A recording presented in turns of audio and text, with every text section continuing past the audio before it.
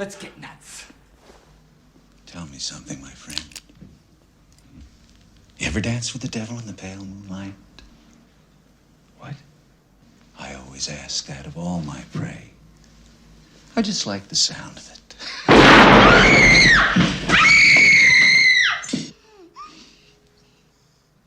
Never rub another man's rhubarb.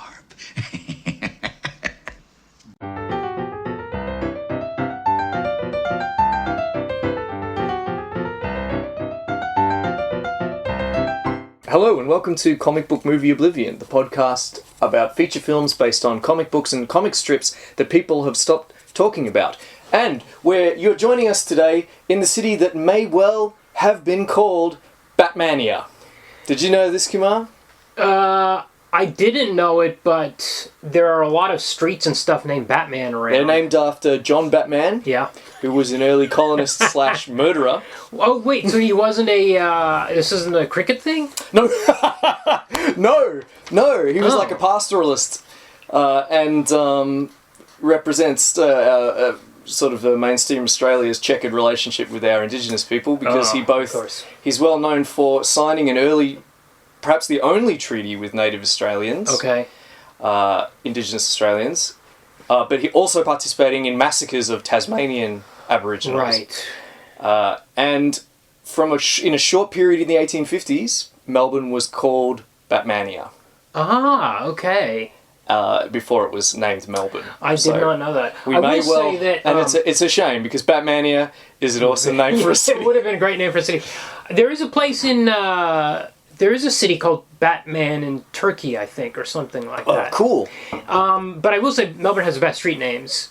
Like AC/DC Lane, which has the sign is stolen all the time. Yeah. Formerly Little Smith Street, which reminds me of Prince. And Bionic Ear Lane is my other favorite. Fantastic. Well, that was an awesome digression. And of course, we're talking about 1989, Tim Burton's Batman. Yeah. Did you... You know, Batman... So, Batman 89 came out 23 years after Batman 66. Okay. And it's now 34 years since Batman 89 came out. Okay. That's fucked up. Because when Batman 89 came out, 66 was like some weirdo thing from a million years ago. Yeah. And here we are with a new... This Flash movie is out in cinemas. And Michael Keaton is in it as Batman. He's 71 years old, I think. Right. Also, this is not the first time he's come back as Batman because he made that Batgirl movie 2 or 3 years ago that Warner Brothers canceled for tax reasons. So they filmed it. They made a complete movie. Oh my god. I think they even edited it. Wow. They might have put the special effects, but for whatever... I think there's some budget thing where they announce what their projections are for next year by showing what movies they're going to make and what's on their slate that's going to come out, and then they cancel movies to show they made a loss so they can claim it as a tax loss. So this whole movie exists. This entire movie. How has it not been leaked? We're going to have to do this movie if we can find a copy of it. As far as I know, it hasn't been leaked. It's really astonishing. It was really a shocking. This has been quite a rambling intro. I actually don't know. I don't know how to talk about this movie, which we're gonna get to. But if we keep this under 2 hours, it'll be an achievement. So first of all, should we do pause of the podcast? If you don't, come on. Yeah, okay. Pause the podcast. Okay, so we're gonna talk about 3 issues of Batman. Batman. We're gonna talk about Detective 27, which was the first Batman comic. Mm-hmm.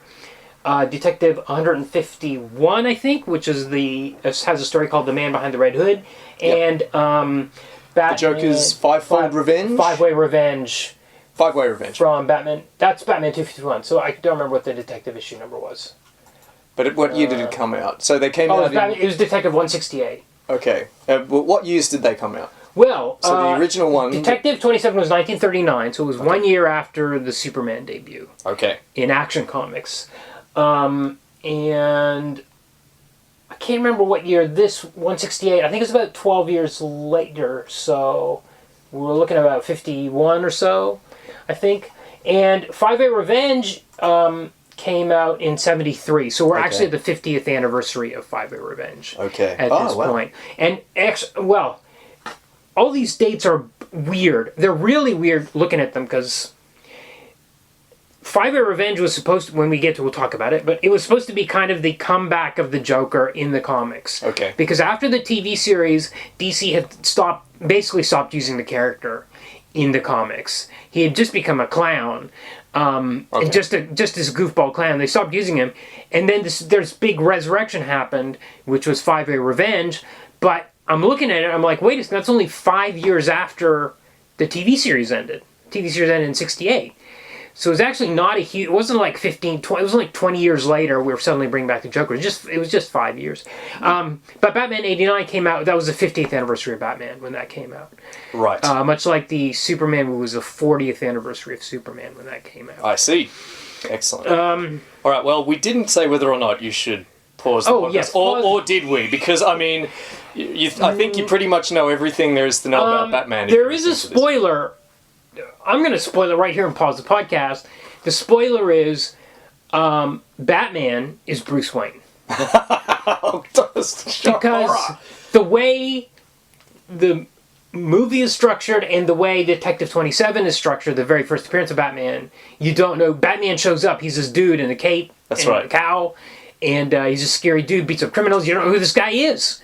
Meanwhile, there's this other dude running around named Bruce Wayne, this rich dude. And it's not until a little bit later on he's a that bit it's feckless, revealed. isn't he? He's a bit dissolute, dumb. Yeah. He doesn't in this original appearance. His main quality is that you can't interest him in anything. Yeah. Yeah. Well, he's like an upper class twit sort of. Yeah. So it starts. It's a very short. I think it's a 10-page story, which was in Detective 27. It's called The Batman. It's Bat-Man. And it's the opening caption. It shows a shadowy cape, like the bat silhouette on the rooftop of a half man, half bat silhouette. And it says, "The Batman, a mysterious and adventurous figure fighting for righteousness and apprehending the wrongdoer. In his lone battle against the evil forces of society, his identity remains unknown." The actual story title is "The Case of the Chemical Syndicate."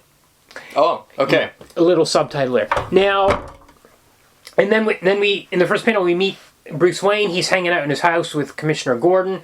Commissioner Gordon gets a phone call that's like, there's been a murder. Commissioner Gordon is going to go over, and he says, "Bruce, you want to come along?" And Bruce Wayne's like, "Yeah, I'll come along." And so he tags along to a murder scene. Yeah.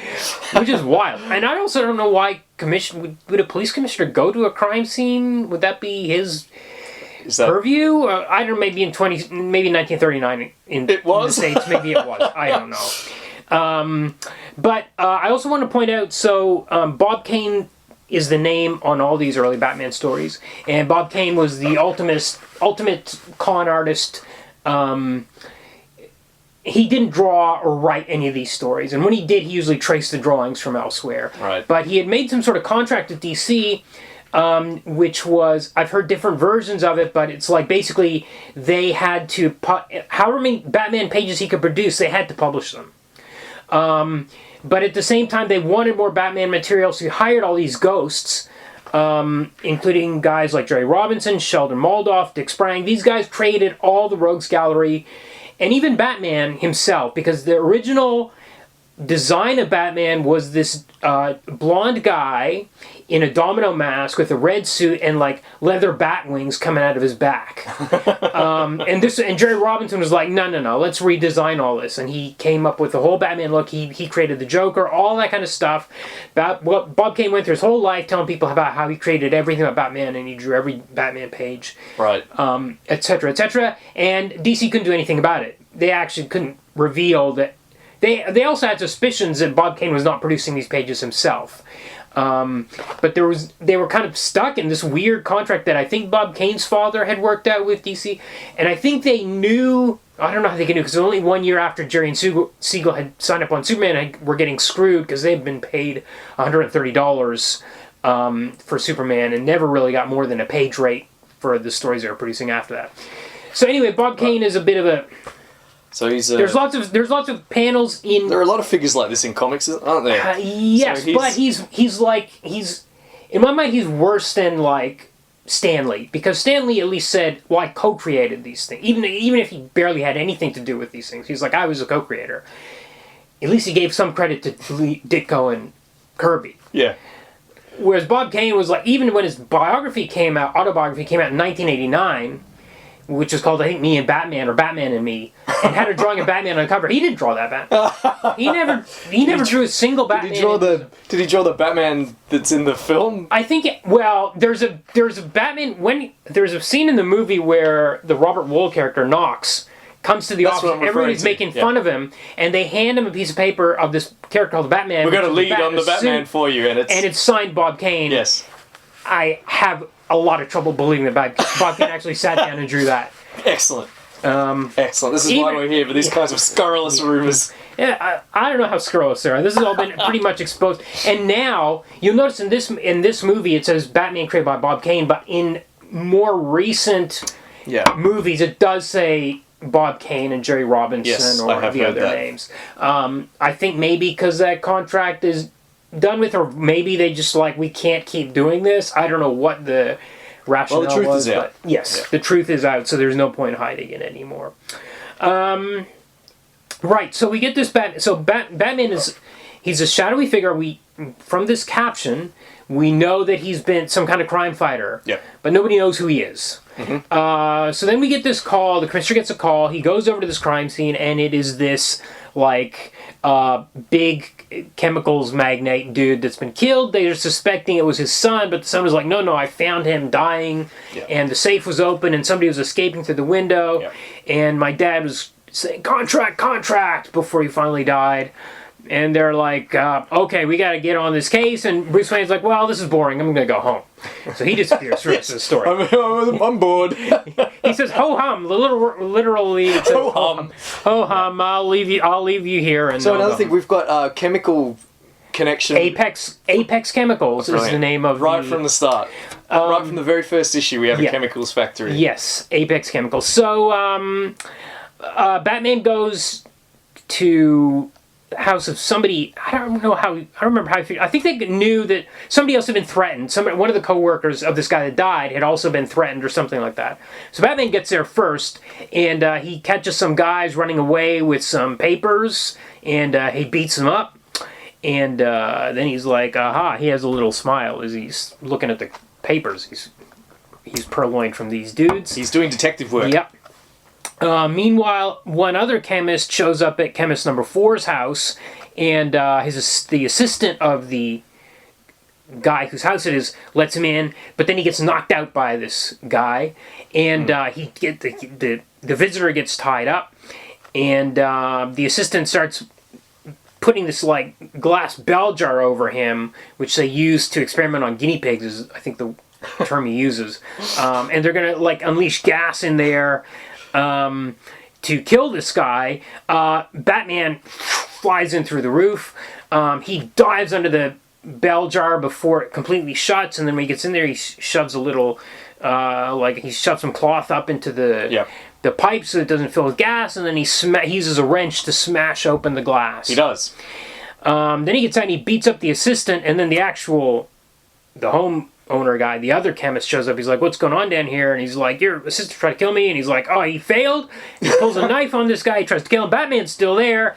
And Batman, by the way, all this chemistry stuff is in this dude's house. And Batman figures out, okay, so he had secret contracts with the other guys to buy out the company over a long period of time, bit by bit. And he's like, well, I'm just going to kill these guys and steal the contracts so that the company will be mine. So I don't have to pay them. Yeah. He doesn't have to pay them. So it's all it's pretty sketchy.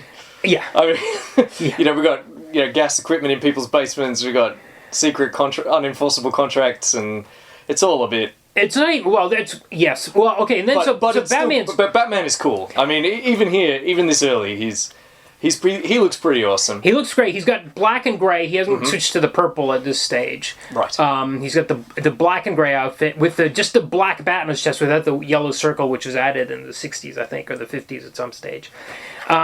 So this guy bad dude chemist tries to escape, and Batman punches him, and he falls over a railing into a vat of chemicals. Right. There we go. There's a huge vat chemicals. in his house, I guess.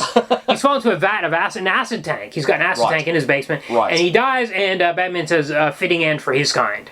He's like, brilliant. And it's not like the guy. It's like the guy escaped and tripped over the railing. He escaped, and Batman punched him. Yep. So he went over the railing. Yep. Batman's like, great, he's dead. Batman leaves. He's like, he goes up through the roof, and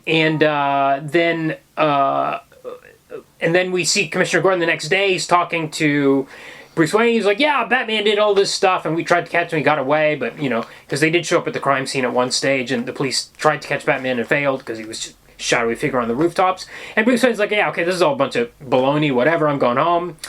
And he goes home, and then we get this final panel where he walks into the door, and it says, Bruce Wayne returns to his own room, Bruce Wayne returns to his room. A little later, his door slowly opens and reveals its occupant. If the Commissioner could see his young friend now, he'd be amazed to learn that he is the Batman. Right. And Batman just walks out of the front door. It's very, like, Nosferatu-esque, this little moment of him just, like, walking around in buildings.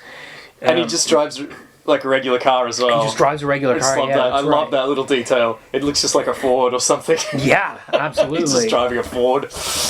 All that kind of other stuff was, again, that was all like Jerry Robinson and Sheldon Moldoff and Dick Sprang. They came up with all the Batmobile and all that kind of... It's amazing how much is there in this first comic, though. So much that's familiar and that's going to be present in the film, for example, that we're going to talk about, but also in the comics that we're going to talk about after this. It's just from the very first issue, so much that's recognizable about the origin and the lore of Batman is present. Yes. I would say the stuff that's not here is the stuff that's called Batarang,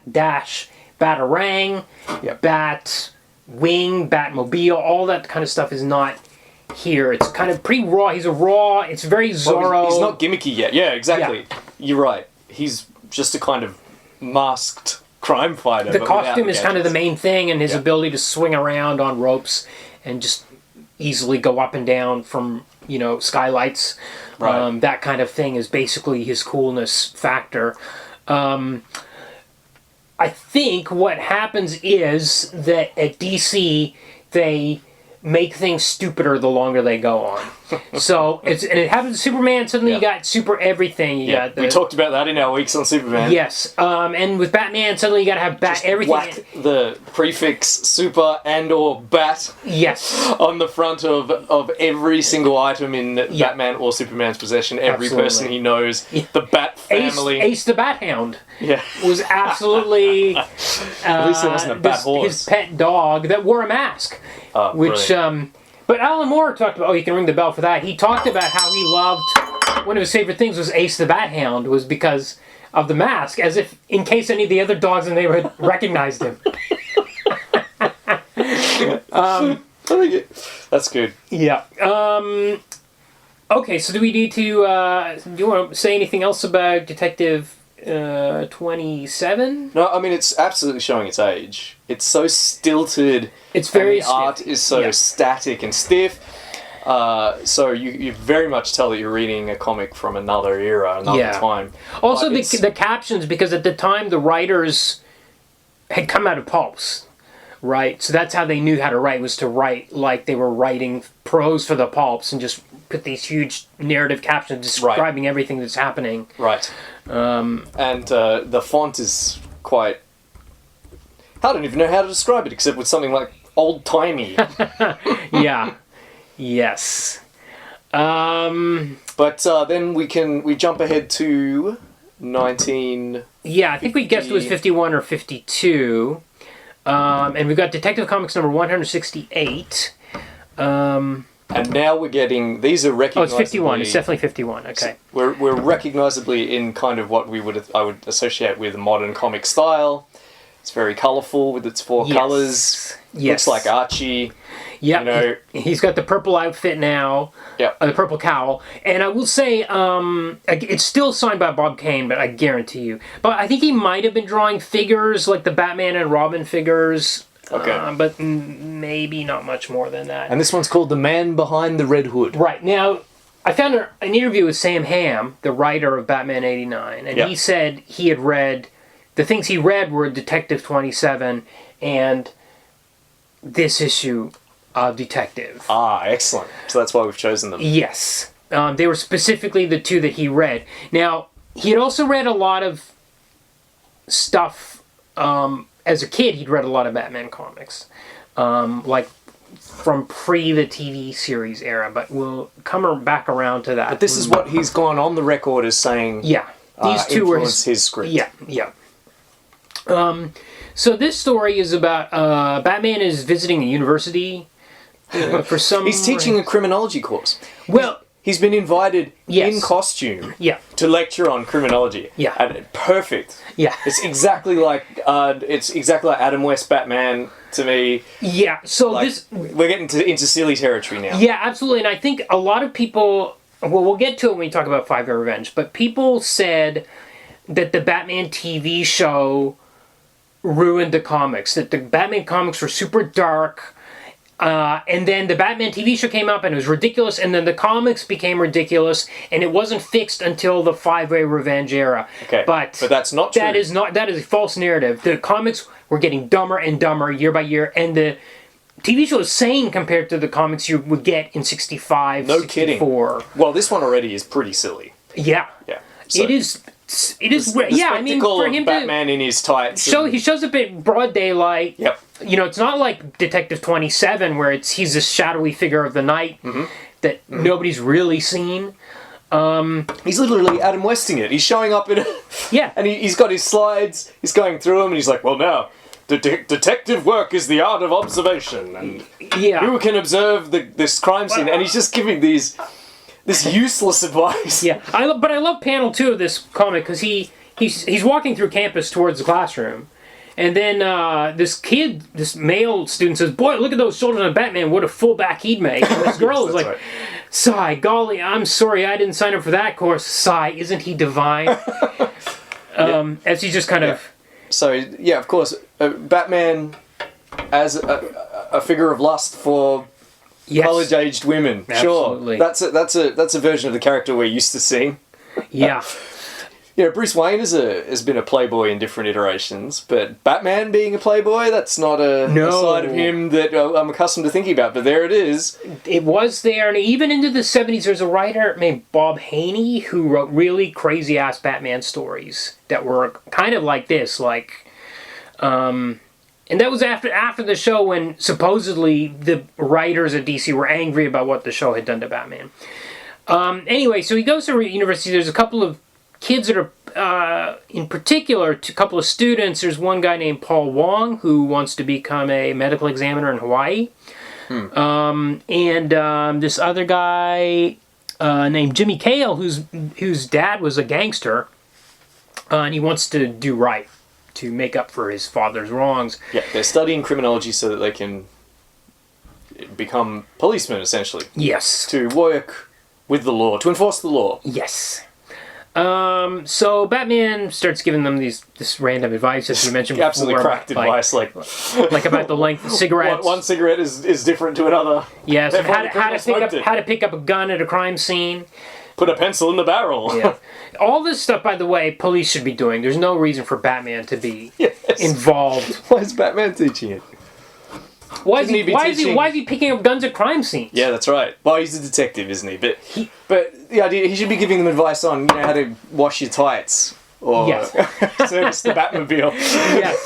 No, but I mean, well, I guess at this point, like, as with the TV series, there was in the TV series, which was 15 years after this, they have a direct line to the commissioner's office, to the mansion. So they're actually talking. He's like almost like he's deputized. Yeah, exactly. He's legally operating. He's not a vigilante almost. Right. Silly. I can imagine Commissioner Gordon calling him up on a weekend saying, "Batman, I need to move house. Yeah. Can you come around?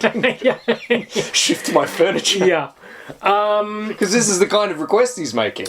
Yes. Come and teach this college course. Come and teach this course. Yes. How's Batman gonna have You're time the for that? best detective You can teach us girls. Anyway, Batman reads, okay, so now let's get into some real crime solving. Here's a crime we never solved. So 10 years earlier, Batman fought this dude called the Red Hood that was going around causing all sorts of crimes. Now, this guy was a dude in a suit wearing like a red dome over his head. It's like wearing a tux. Yes. And a red cape. And this dome with no eye holes, and people are like, how does he see? Yeah. We don't know. He's just like this blank red mask. Yeah. It's like a tube, it looks like a scientific... It's like Juggernaut, like a bell jar kind of, but without Yeah. eye and mouth holes. It's just a round... Yes, it does look like a bell jar, yeah. Yeah. Which... Okay, we'll come back to that. Remind me to talk about the bell jar hood.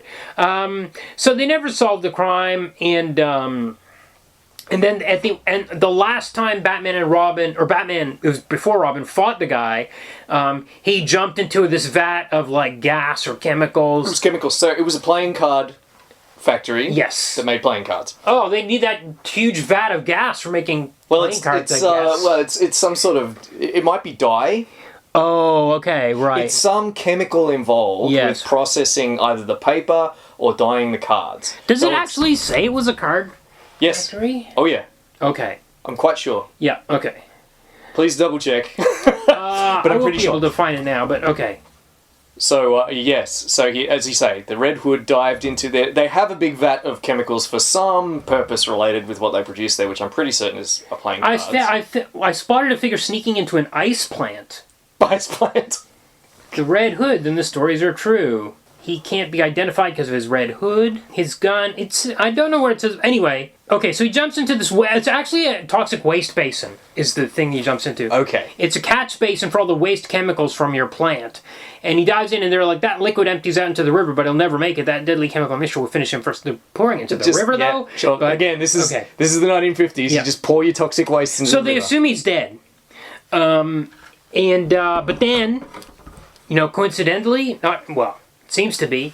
So the students are trying to figure out how did the Red Hood work, and they figure, he must have had lenses, like one-way lenses inside the hood, so he could see. Coloured the same. Yes. Red made of red glass that blends in with the rest of the hood. Yes, and but then that night the Red Hood shows up 10 years later, shows up at the university, and steals a bunch of stuff or something, or tries to steal the payroll, or the college payroll. Yes. And he starts to get away, and he escapes from Robin, even though Robin attacks him, because his fist doesn't do anything to that red metal bell jar that's on his head. Batman chases him, but he gets away. They manage to get one of his hairs, which gets accidentally burned black. Yes. But luckily, Robin has invented a technique for restoring the natural colour of things burned that have fibers. been burned. Burned fibers. Why are you keeping this to yourselves? Like, why not? Why did Robin invent it? why Robin? Please give this technology to the world. Okay. Anyway, he uses that, but it turns out to be green. So they're like, well, this is not. Well, he assumes something went wrong. They're like, oh, it's screwed up. So His technique hasn't been perfected. Yeah. It's because obviously hair isn't green. Yeah. So they go back to Dun, dun, dun. they go back to campus, and some spotters spot the Red Hood again. They're like, he's running around on campus. So they call Batman. Batman comes in. They have a big fight. Red Hood escapes through a window. He crashes through a window, and then they catch him. They unmask him. They find that he's a groundskeeper. But they're like, wait, this guy's like 22 years old, so Correct. He couldn't have been the Red Hood 10 years ago. So they... He's got the actual Red Hood tied up. He's pinched his costume. this we learn later. Yeah. Oh, we only finding this out later. Okay. Yeah. Because now they're... Is it now? Maybe you skipped it is. a bit where yes, you're right. Yes. where he does reveal, yeah. Where what happens is Batman does some detecting. He does some detectiving because the fake Red Hood, the groundskeeper, he avoids a room with gas in it. Yeah, no, I think that comes later. But you're right. Okay, so they plant bait for the Red Hood to catch him again. Because they figured this guy isn't the Red Hood. And they think the Red Hood's still out there and the Batman caught the wrong guy or whatever. So they put this trophy in the gym that they think the Red Hood's going to want to steal. Right. And they newspaper advertise in the newspaper. So sure enough, Red Hood shows up. He blinds him with red lights, and they pull off the hood, and then they see it's the groundskeeper. They're like, wait a second, we solved this already. It's not the groundskeeper. And they're like, well, they knew all along. Batman and Robin knew all along. Yes, so they knew for two reasons. They knew, yes. Because, first of all, because the Red Hood's mask protects him from noxious gas. Yeah.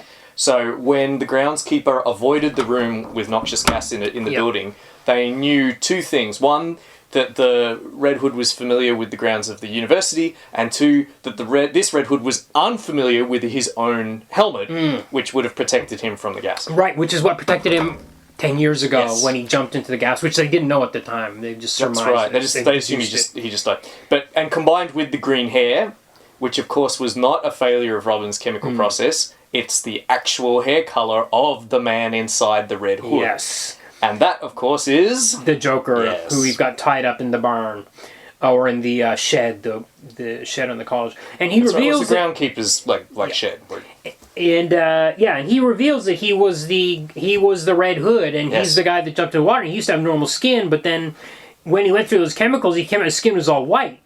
And his hair went green or whatever, and he had like super red lips. And he's like, I realized my new face could terrify people. And because the playing card company made my new face, oh, you're right, I named myself after the card with the face of a clown, the Joker. So there's no, and then he's ha ha ha, but there's no real madness about it. It's very calculated. He's like, hey, I got a scary face. I'm going to scare people with it. Yes. Yes.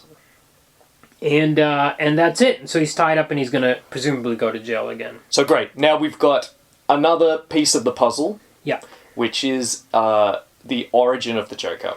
Everybody knows the Joker became the Joker when he fell in a vat of chemicals. Yes, and he was wearing that red bell jar. Well, he doesn't. Yes. Well, he's not wearing it in the Batman film. No, but I will. But we all know that the Joker, from watching Batman 1989, we all know that. Yes, absolutely. I think everyone's aware of this, even though it's not present in, let's say, the Heath Ledger iteration or any of the other more recent iterations. It's in The Killing Joke.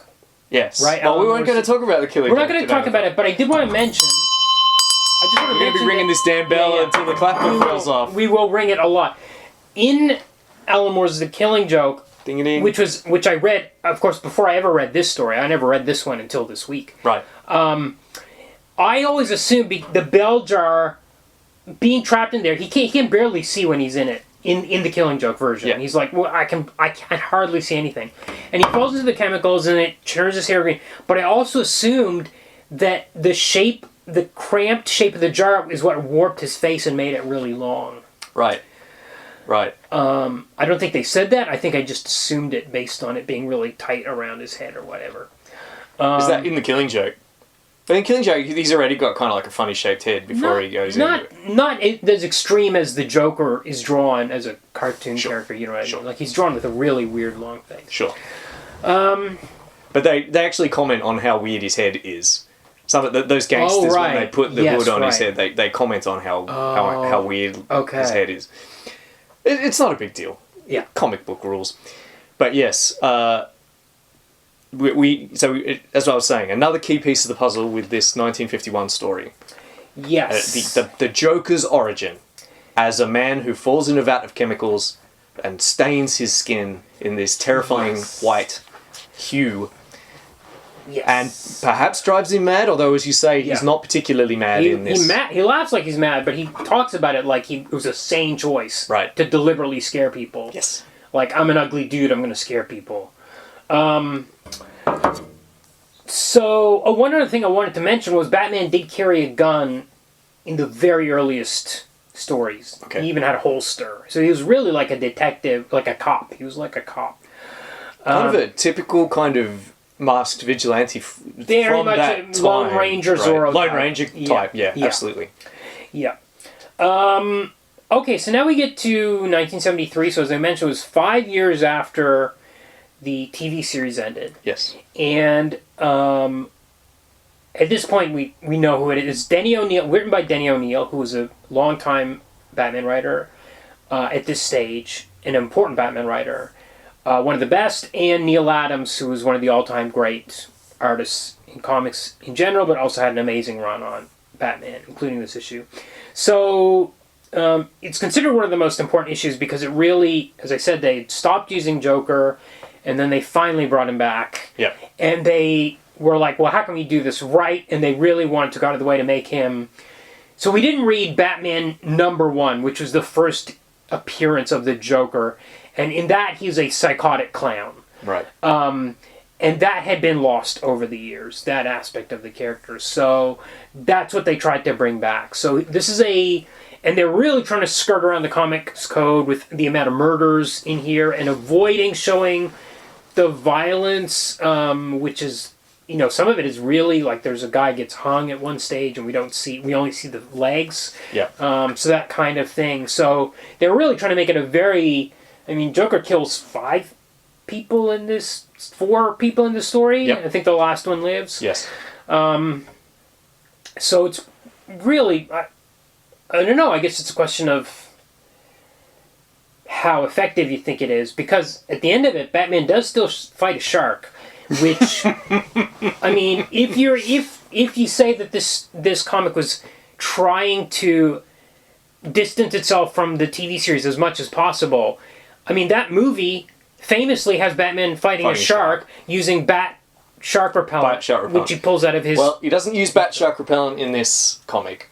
He goes mano a mano with the... But I do remember, maybe it's a nod to the movie, like he's going to fight... He actually fights a shark and, he chokes it or, strangles it with his chain. As this is how it should be done. So it might have been in there on purpose. Possibly, very possibly. Maybe on purpose. This is a lot more grounded. It's still about a fantastical figure of the night going around and... Well, it's back to a fantastical figure of the night, because it's... And he's not a university lecturer. Yeah. No. It's all the scenes are night scenes. It's raining. Yep. Gotham City's really dirty and grimy. Yeah, the Gotham City that we recognise is starting to emerge, isn't it? Yeah. Yeah.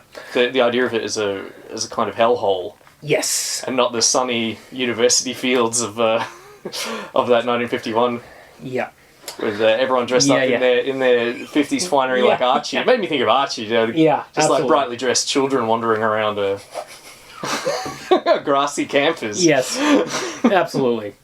So this story, it's got Joker on the cover. It says the Joker's back in town. And he's holding a playing card with the Ace of Spades with Batman tied onto it. And then we get the opening page, and it's a close-up of the Joker's face. It's just the whole page is his face, and he's in the rain. He's driving away or to somewhere in the rain, cackling. And then we cut to a scene. It's a murder scene, and Commissioner Gordon is there. Batman shows up, and this guy's got a rictus grin on his face, or it's not the rictus grin. It's like the Joker grin. So we know it's the Joker's laughing to death gas that's done it, and also he's found the Joker calling card at the crime scene. Yes. So the Joker is murdering. He's back and he's murdering again. He's murdering again, and I guess he is really insane because to leave these calling cards... He's absolutely insane. Is like, you're giving yourself away. Yes. And to use the gas to kill this guy, he's giving himself away. Oh, but actually, he wants Batman to find him, which we get to later. That's right. Yes, he has a... Well, okay, so explain who he's going after and why. Okay, so... Batman figures out that he's going after his old gang of 5 dudes, one of whom was the one that they gave him up to the police, that revealed his location or whatever, so that he got captured and went away to prison or to Arkham. It's not called Arkham in this issue. I don't know if they had named it Arkham at that stage or not. They just call it a psychiatric institution or something for the criminal insane or something like that. Anyway, so Batman's like, okay, I gotta go protect the other 5 guys in the gang. So first he goes to this gym, this boxing gym, and there's this old dude in there named Packy White. And this dude's really old, and he's like, hey, the Joker's out and he's going to get you. And he's like, no, I'm fine, Batman. You want to have me practice? And he's like, hitting the punching bag. He won't talk to him, and he's hitting the punching bag, and he pretends to miss and punch Batman in the face a bunch of times. Finally, Batman is like, okay, you need to be, for your own protection. He beats the crap out of this old dude. Yeah, that's great. And finally the guy's like, "Here, let me have a sip of water." He has a sip of water, and then... it's been booby-trapped. It's been poisoned with the Joker toxin. The Joker toxin, yes. Right. Okay, so then next we cut to another scene where Joker's at a hotel with one of the other guys in his gang, and he's like, "Oh, we can be buddies. Here, have a cigar." And he's like, "Well, okay, I'll have a cigar." And he's like, "Oh, I bet it's an exploding cigar, right? Haha, it's something you would do." And then Joker leaves, and sure enough, it explodes, but it explodes like huge, like it blows up the room and kills the guy. Blows up an entire floor of this building. Yes. Which is another... Why would the Joker risks his own life by having an exploding cigar with the power to take out an entire floor of a building? Yeah. And he just walks away from it. Yeah, he just walks away. Because he's a bonkers. Yes. And Batman hears about this on the radio, on the police radio, and he's like, Batman, Joker's making a fool of me. So he goes to the next guy, whose name is, it's like Bigger, what was his name? Bigger Melvin? And Bigger Melvin's like, "Oh my God, Batman's going to try to catch me and put me in jail." So he's trying to run away. He doesn't believe Batman's story. Batman's trying to convince him, like, Joker's coming to get all of you guys. He thinks Batman's trying to run him in. Yeah. As soon as he sees... So he tries to... He lives down the docks. Yeah. There's a pretty good sequence where he runs away from Batman. Yeah. Like, it's his specialty. He's fast. Yeah. He knows the docks better than anyone. He has this secret way out. He crawls through a drain, pops a manhole cover, comes out, and then Batman's right there. Clap! His hand comes down on his shoulder. As I was saying. Yeah. Yes. Great moment. Yeah. Yeah. It is really great. So he thinks Batman's like, okay, he's the guy, Bigger Melvin's like, okay, I believe you, but as soon as Batman turns his back, he saps him. Yeah. So he's knocked out. He runs back to his place. Joker's there waiting for him, and then by the time Batman gets to his place, he's been hung. Mm-hmm. And then we have a confrontation between Joker and Batman. Yeah, Joker's still in the room, and he hits Batman from behind, but he's like, "No, this isn't good enough." Well, he's got his foot on kicks him in the face. Yeah, yeah. At very close range. Yeah. Well, first he punches him on the back of the head, then he kicks him. And he says, "His life is mine. I can crush the breath out of him effortlessly. I can at last triumph, but such a hollow victory. It was mere luck that caused my attack on him to succeed. I've always envisioned my winning as a result of cunning, at the end of a bitter struggle between Batman and myself. Him using his detective skills, and me employing the divine gift men call madness." Best line in the comic. Yep. Yeah. So, and... by the way, Neal Adams really drew an iconic Joker and Batman. He's really got that weird skinny face. Anyway, so Batman wakes up and he's still there and Joker's gone off somewhere, and he knows there's one guy left. This guy's in an old care home. He's in a wheelchair. Yep. And he goes there, but they're like, well, some relative came and took him out today. Uh-oh. And Batman's like, "Oh no." But he figures out through some mud, he was like, "Oh, okay, I know where he is." He's at this... Batman left some sand... the Joker left some sand and oil on his cowl when he kicked him in the head. Yeah. And Batman quickly realizes that there's only one place in all of Gotham that has both sand and oil, and it's a beach where there was a recent oil spill.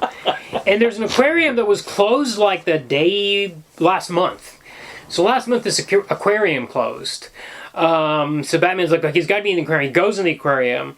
Joker emerges from behind these shark teeth that are on display. Yeah. They have a bit of a fight, and then they see that Joker has his old goon tied up in a wheelchair, and he's going to feed him to a shark. And he says, "Look, Batman, you let yourself be tied up, and I'll let this dude go."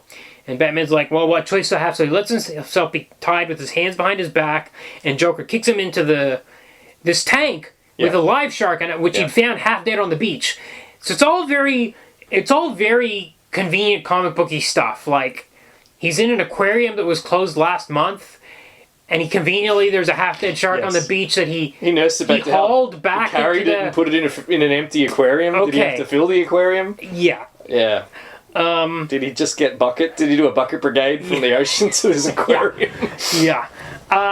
So he knocks him up, then he also dumps the guy in the wheelchair, and he lied, of course. Yeah. And he dumps his old goon in there with him. So Batman has to kill this shark, so he uses the chains to, like, choke, strangle it. He kills it, he takes the guy's wheelchair, smashes the glass of the aquarium, the tank, so they can escape. Then he chases Joker, and Joker slips on the beach because of the oil from the oil spill, and that Batman finally Nabs him. And then he says, "You're not laughing." He says, "You're not laughing, don't you see the joke?" And Joker says, "No, not funny," which is, I thought, a great line. As he's being caught by Batman. And then Batman says, "You're wrong, it is funny to think that you, my archenemy, would make me grateful for pollution." And that's how the issue ends. And it's kind of a classic. The Neal Adams art is... People listening do not have to read it because they've heard pretty much every single panel there. Yeah, but, I mean... Well, we were talking about the capes when we talked about Year 2 and how Todd McFarlane could not Draw a cape. And these capes are so great. And everything, I mean, Neal Adams was really a naturalistic... He had a really realistic style that was really amazing. And this was a really great, like, dangerous Joker story. Yes. I think the ending is crazy. I think all that shark stuff is crazy. Yes. The Joker is as a deadly threat and is Batman's arch enemy. Yes. Locked in a combat of wills, of minds, of ideologies. Yes, and set up this whole cat and mouse thing where Joker wants to beat him in a, not fair and square, but in a way that, like, requires maximum effort. That really Because every writer since has, like, locked in onto that. Yes. He operates on his own crazy rules because of the divine gift men call madness. Yes, exactly. Yeah. Any other comments about this one? But I've pretty much summed it up. I think I like the art. I can see this is the kind of when people talk about Batman having a gritty tone, a mature tone. Yeah. This is the kind of comic I think that they're talking about. Yeah. The kind of people that hate, say, the Adam West 1960s Batman TV series for being camp, silly, bang, pow, whiz, you know. The version of Batman that is supposedly betraying would be this version. Robin's not there, he can't be seen. Batman's not wearing black yet, but he's certainly wearing, you know, it's muted colours, purple and grey. Yes. And people are dying. People are dying and getting hit with koshes. And I will say that we downloaded here the original printing of this from '73. If you're to buy this now, the reprints all have the new coloring. Oh, boo. Which is pretty bad in terms of making everything overly bright, and, you know, the Joker suit is too purple, and, you know, all that kind of stuff. So like the opposite of what they did with The Killing Joke. Well... Okay, no. We can't get into that. We're not talking about The Killing Joke. I just want to say there's I shouldn't have brought it up. I regret it. I'm sorry. I just want to say there's two versions of the Killing Joke coloring. Yes. Which you must know. That's what I was referring to. Right. And the second one is shit. Yeah. Absolute shit. Yeah. Which Brian Bolland colored himself because I guess he thought John Higgins was a poor artist. I don't know what. It was so insulting. We'll absolutely get to this when we do Killing Joke with a future Batman film. Yes. Okay. Yes. Yes. And speaking of Batman films, right. Okay. Let's launch into. Where do we even Batman. start with this? I was 14, 15 when this came out. Great. And we were losing our minds. We had Batmania. Yes. We were so excited for it. We were heavily into comics, and they were like, oh my god, this movie's coming out. And, well, first of all, we heard it was Michael Keaton. Right. And you're like, what? The guy from Mr. Mom? Yep, Mr. And Mom. Beetlejuice? It didn't make any sense. I remember years later I found an article about Harlan Ellison where he was very angry about it. Was Harlan Ellison not angry about it? He was angry about the armor. He was like, Batman is a guy that trains himself he's a trained martial artist. He wears he should be wearing tights, he doesn't need armor to protect himself. That was his big thing about it. Well, Harlan Ellison never liked anything. He's famously grumpy. Yes. But he did like David Lynch's Dune. What? Yeah, that's true. He did. Okay. He was a fan of that. As was Frank Herbert. Yeah. Anyway, moving Frank on. Herbert accepted it. So, yeah, he did. So, Michael Keaton's casting, as you say, very controversial. Yeah, there were at the time in the comics magazines, people were creating petitions to That's get 100%. Warner Brothers to. I found a statistic. A reported 50,000 letters sent to Warner Brothers, which is nuts. Right. I think what's nuts is that Tim Burton somehow convinced Warner Brothers.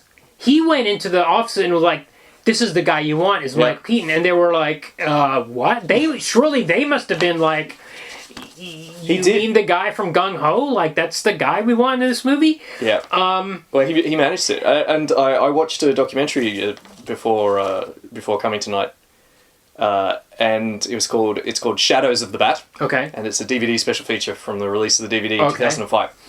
And they interview some people from Warner Brothers and DC, and they have nothing but praise for Tim Burton. Sure. They're talking about how he gets it, and how he was very persuasive. So, and Tim Burton himself talks a bit about why he chose Michael Keaton, and his explanation is that Michael Keaton is the kind of guy that needs to put on a Batman suit to be intimidating. Okay. He wanted it to be someone who you would never suspect of being Batman. Right. Who nonetheless could sell Batman when wearing the mask. There was a lot written about... I think I remember hearing him talk about the eyes, like the eyes were really key, like the look in Michael Keaton's eyes. He does have pretty... He's really a piercing stare. Yes. It's a really good look. So, and the idea that he could sell what he wanted to emphasize the tortured nature of Bruce Wayne as a person who was Batman because of his inner demons. Okay. How well that came across in the film is debatable. Yes. But that's one of his reasons for casting him. Okay. And finally, to reiterate, the idea that Michael Keaton is an inoffensive, not particularly muscular, not particularly tall guy. He needs, in order to strike fear into the hearts of criminals, he needs to be wearing a bat suit. Okay, so... And it was persuasive enough, as you said, to convince the DC artists and execs and the Warner Brother executives. Maybe... So, maybe this Batman is all about the toys. As the Joker says, where does he get those wonderful toys? Because Michael Keaton is about 38, 39 years old when this movie is made. Yeah. And so I'm thinking, okay, let's say Bruce Wayne's 38, 39. What has he been doing? So Batman has just arrived on the scene. He's just people just mention him. Mostly muggers are like talking about this figure they're seeing that's beating them up. I don't think Bruce Wayne is supposed to be 38, 39. He's not supposed to be approaching middle age. Okay, but let's say his parents die when he's 10 years old. Even if we assume this character's 30, and I think his hairline is saying 38. Let's say 30, 20 years. What's he been doing for 20 years? I think, has he been building the toys? I think that's the only thing. Because I think this movie, if that's the thesis, is that he's not a scary guy. He needs the suit and the car and the batarang and all that stuff. I don't have a problem with him springing fully formed onto the screen. I don't have that. I don't have that problem either. I do have a question about, he's been so tortured by the death of his parents that he's like, I'm going to build this batarang. Instead of going out and working out, the only scene we see is that bizarre scene where he's hanging upside down. I like that scene. I like how understated. I like how we don't get a long montage, like a Batman Begins style, where he's doing kung fu. It's just a hint that something's up. Yes, I like it. Yes, because okay, he's just slept with Vicky Vale, right? Yeah, first day. Incidentally, Vicky Vale subplot, I could absolutely have done with. Oh my god, yeah. It's such a waste of time. But okay, so he's just slept with Vicky Vale on the very first date. And how did this date even happen? There's no scene of him asking her, come over for lunch tomorrow. It's the next day, I believe, after the party. She tells Knox that I have a date with Bruce Wayne. Yeah, but where did that date? He didn't call. He walked away from her. He never. He had I guess he Alfred- could. Sure, he he had could Alfred call, do it. Yeah, he has sure Alfred do everything in this Okay. film. Anyway, the date magically happens, and it seems to be the day after the Apex Everything happens chemicals. in a very quick timeline in this film. So, anyway, to say, I like this film because I like how understated it is. I like how he's fallen asleep with Vicky Vale. She stirs in her sleep, looks up, and sees a muscular figure hanging upside down from exercise. I don't think it's Michael Keaton. I think it's somebody that can hang upside down. Hang upside down. He's muscular enough. He doesn't look like a modern Hollywood, the crazy physiques that people have in Hollywood action films now and comic book movies now. But he's obviously someone who's fit enough to hang upside down by his feet and do some kind of strenuous exercise. So this is... And she looks at it like it's something out of a dream or a nightmare. It is. Closes her eyes and goes back to sleep. I think, perfect. I like it. Okay, look... Little bit of visual storytelling. It's just a set.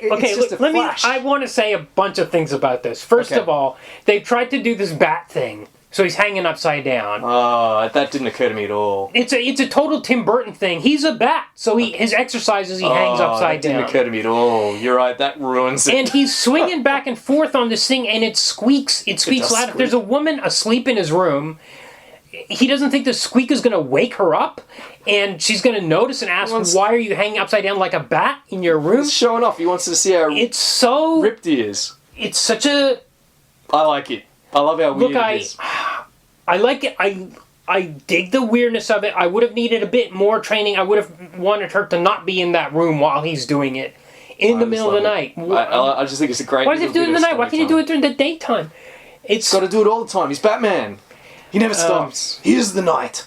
Yeah. Incidentally, the line that he utters at the start of the film, where we have the confrontation with the two thugs in the street, very reminiscent of Bruce Wayne's own traumatic... First time sitting in the cinema, we thought that's what the scene was. I watched it with Marius. Marius thought exactly the same thing. And I watched it with my son. He's like, when Batman shows up in that scene, he's like, that wasn't Batman? Yes.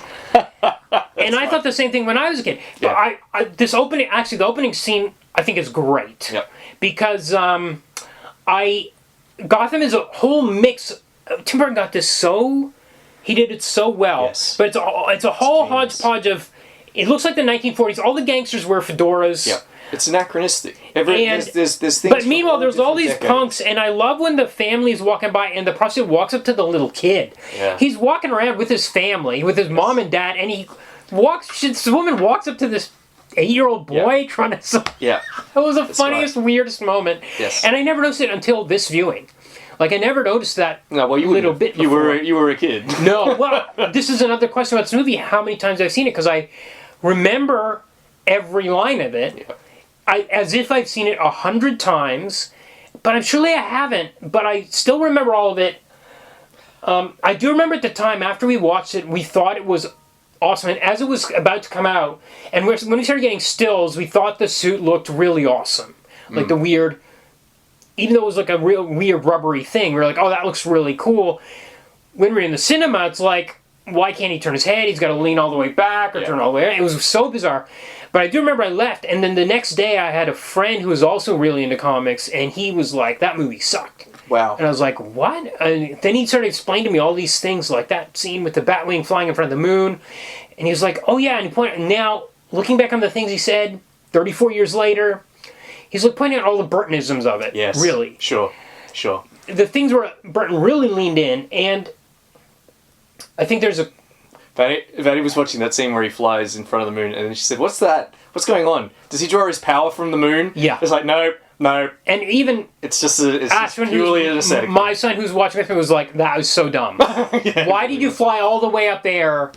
Just to be in front of the moon. Tim Burton, it's just cool. Like, oh, I gotta have this moment. So the one thing I did want to say about Gotham, I'll find this quote. Gotham is brilliant. It looks really, it's the best, maybe the best thing about the movie, or second best thing. Anton Furst, the set designer, won an Oscar for the set design. Okay. And this is the film, I mean, it's so Art Deco. I just love how Art Deco it looked. A great way to ponce up your movie is to say you draw inspiration from German Expressionism. How many times have I heard that? in describing a movie. This film really does look like a German expressionist film. It looks like Metropolis. All right, get the bell ready. Yeah. Oh, I was introduced to Tim Burton, recalls Alan Moore. oh, sorry. Yeah, there we go. He bought me one of those big 2-pint schooners of lager. I liked it because of the size. It gave me a kind of Norse god sensation. He asked me how I would handle the filming of Batman. I told him the most important thing to get right was the city, to make it a strange collage of different architectural styles. He listened very attentively. He went away and made Batman, and I got my 2 pints of lager. I love that. I love that. That's brilliant. Brilliant. But that is absolutely enormously influential. So every representation of Gotham City since in Batman the Animated Series, Yes. pretty much in the new modern Batman movies. I don't know. I would say, but the difference was this was shot.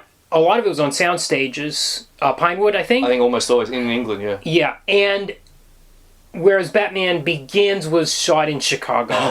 Yeah, well. And it looks, they're using actual, like, buildings, like the There one are where some you great see buildings in roofs and Chicago that look like it's Gotham City. Yeah, In fact, exactly. It's a Sure. standard, isn't it? Yeah. But I mean, and we've seen it. We've even seen it on this podcast in the episode we did on Mystery Men. Yes. The city that the Mystery Men operate in is clearly inspired by. Yeah, and that was a really mixed up city too. Yes. Yeah. And I love how it exists almost out of time. As you say, there's a combination of different decades. Yeah. The TV cameras look like they're from the 50s. Yeah, the gangsters- reporters have these giant flashbulbs on their cameras. Yes. The cars look like And they're yet from they the 40s. also have like the little mini tape recorders. Because Yes. Knox is always holding his little mini tape recorder Yeah. around. Cars look modern, but people dress in old-fashioned clothing. Like, as you say, the gangsters all dress as though they're in the 1940s. They all wear fedoras. I will say, I think that mixed up thing is the thing that protects this movie from any criticism. In the sense that if you're like, well, that's a stupid thing that he's flying in front of the moon, or that's a stupid thing that he's hanging upside down in his bedroom, you're like, this is not the real world. This is some fantasy land. Right. It's not a real... You've been sucked into this other realm, this dream realm, where all these things happen that don't make any sense. Yes, and I think there's some... Yes, I agree to that to a point. But also, watching this, I was surprised, because when I thought back to... Because I watched this film when I was young as well. And in my memory, it's so weird. Like, so wild. It's full of mad imagery, looming buildings... like leering gargoyles, shadows, very Tim Burton in my memory. Yeah. And I was surprised sitting down to watch it, how understated a lot of it is. How the crazy, like the craziness that kind of characterizes, say, Beetlejuice. Yeah. You know, like the puppets. Yeah. The stop motion, the wild backgrounds and things like that. I think in my memory, I thought of Batman '89 as having a lot of those elements. They've become more exaggerated in my mind over the years. And coming back to it, I was surprised, as I say, to see that it wasn't as lurid and mad as I remembered. It's actually quite grounded. I think you're right in certain...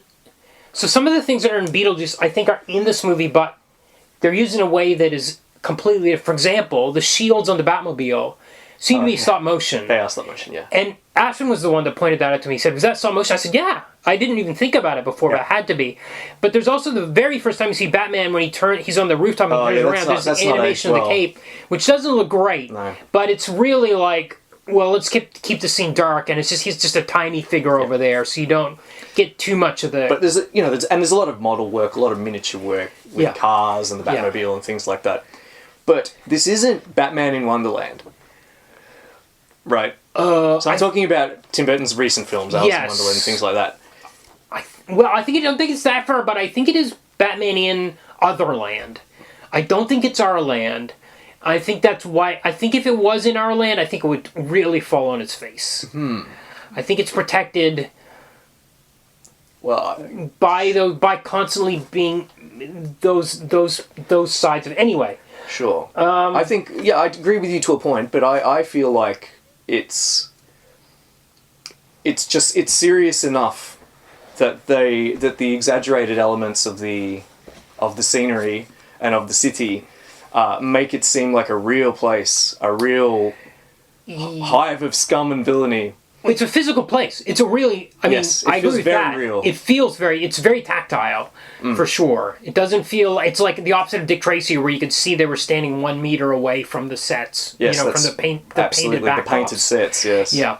By the way, I want to mention, I think it was produced by John Peters, who was trying to make that crazy-ass Superman movie with Kevin Smith a few years later. I just wanted to mention that. Okay. So Batman shows up, it looks like the Wayne family. It's not. It's just a family that gets caught in an alley. They're mugged.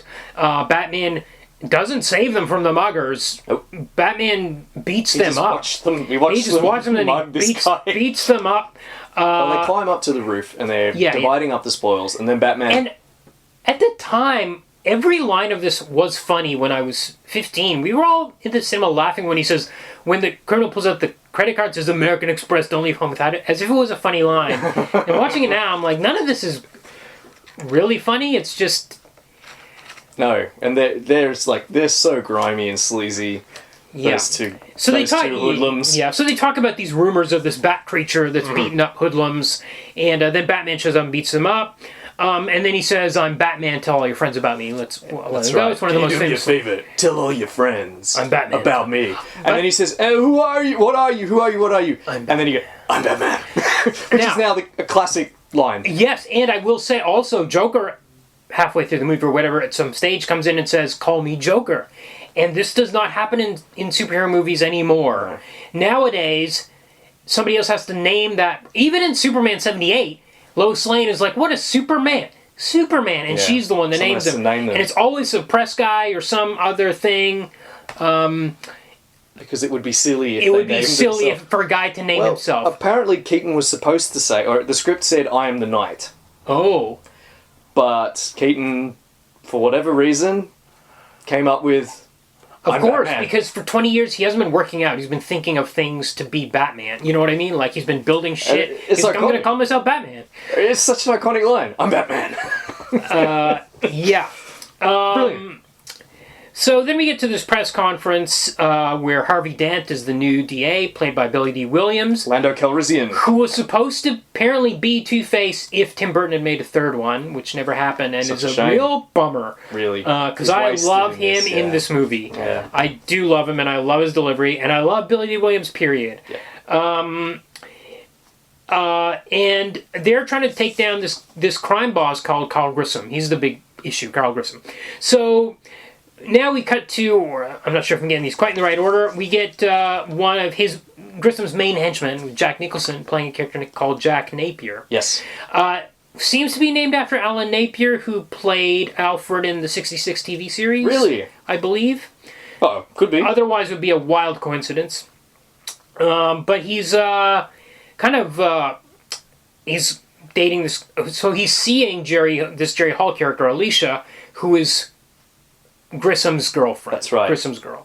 So, but they're secretly having an affair. Yes. He loves looking in the mirror and admiring his He's good clearly looks. vain. He's much like Jigsaw. Totally ripped off the mirror, the whole mirror sequence because he looks. Of course, they ripped it off, but I mean, when you're ripping it off, everyone knows where you're ripping it off. It's 20 years later, and probably people wouldn't notice that much. Are you kidding? It was absolutely. We noticed it was absolutely an homage. You can't. This famous scene. You can't. Yeah. Anyway, we'll get to that scene. My goodness. Because she says like, "You look fine," and he says, "I didn't ask." I didn't ask. I just love everything Jack Nicholson says in this movie. Okay, so now we get Knox, the reporter who works for the Gotham Globe, I think, is played by Robert Wuhl. Now, Robert Wuhl was he in American Graffiti or Animal House or something like that? He was something big in the 70s. I meant to look it up and I didn't.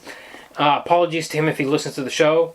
I still get angry emails from Madonna about the comments we made about her. Oh, yes, very about her acting. Apparently he had...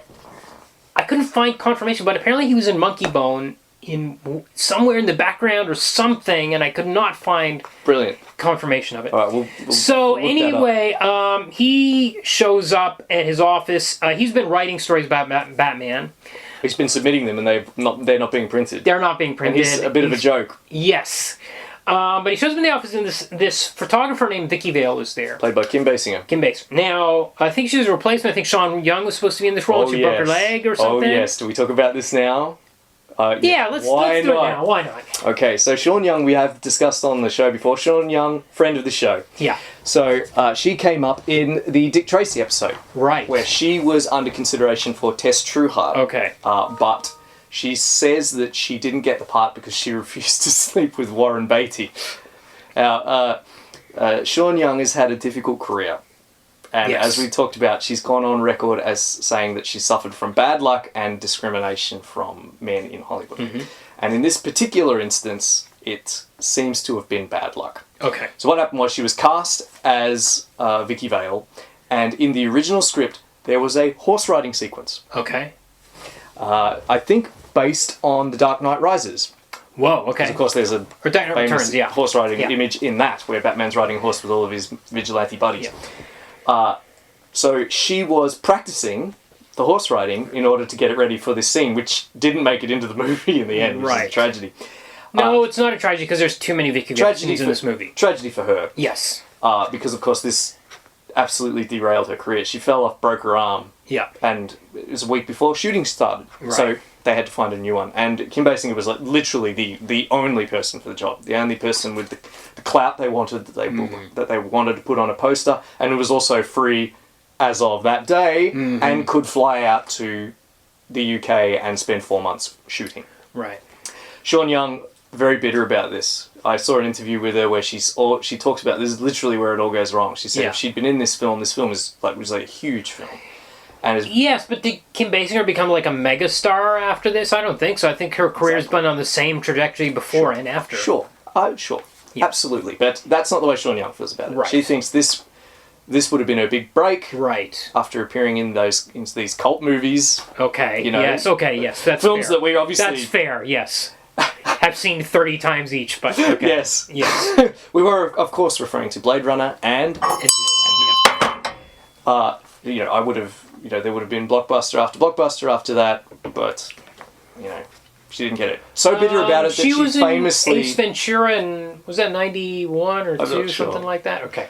But she did so bitter about with this that, as I think we mentioned in the Dick Tracy episode, she showed up on a talk show, the Joan Rivers show, when Batman Returns was being made to, She was petitioning for the role of Catwoman. That's correct. And she showed up in a Catwoman outfit. Yeah. Now, this is always mocked. And it's, whenever you read about it, it's always labelled, showed up in homemade Batwoman costume. The word homemade always is used in reference to the costume. I finally got around to watching the footage. It's not, it's, she's just wearing a cat suit. You know what? Okay, can I And have a domino mask. And Joan Rivers herself was wearing a domino mask as well. It's it's pretty cruel the way they've gone after her about this. It's very cool. Although arguably she showed up on set as well wearing I'll tell you why it's especially cruel. If I can open a new tab, Richard Pryor went on the Johnny Carson show and tied a towel around his neck and pretended to fly around as Superman, and the Salkins cast him in Superman 3. Yeah. So if Richard Pryor can get me Superman 3 because of that, why not show up on cast Joan Sean Rivers Young? in a Catwoman suit? That's true. Although there is also a room she showed up on set wearing the suit Whoa. as well. Okay. Citation that's- needed. All right. Poor Sean.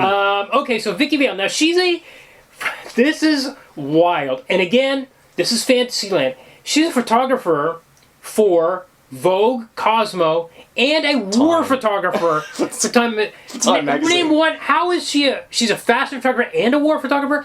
This doesn't make any sense. And this is something I really noticed this time. For some reason, I was like, why didn't I pick on it before?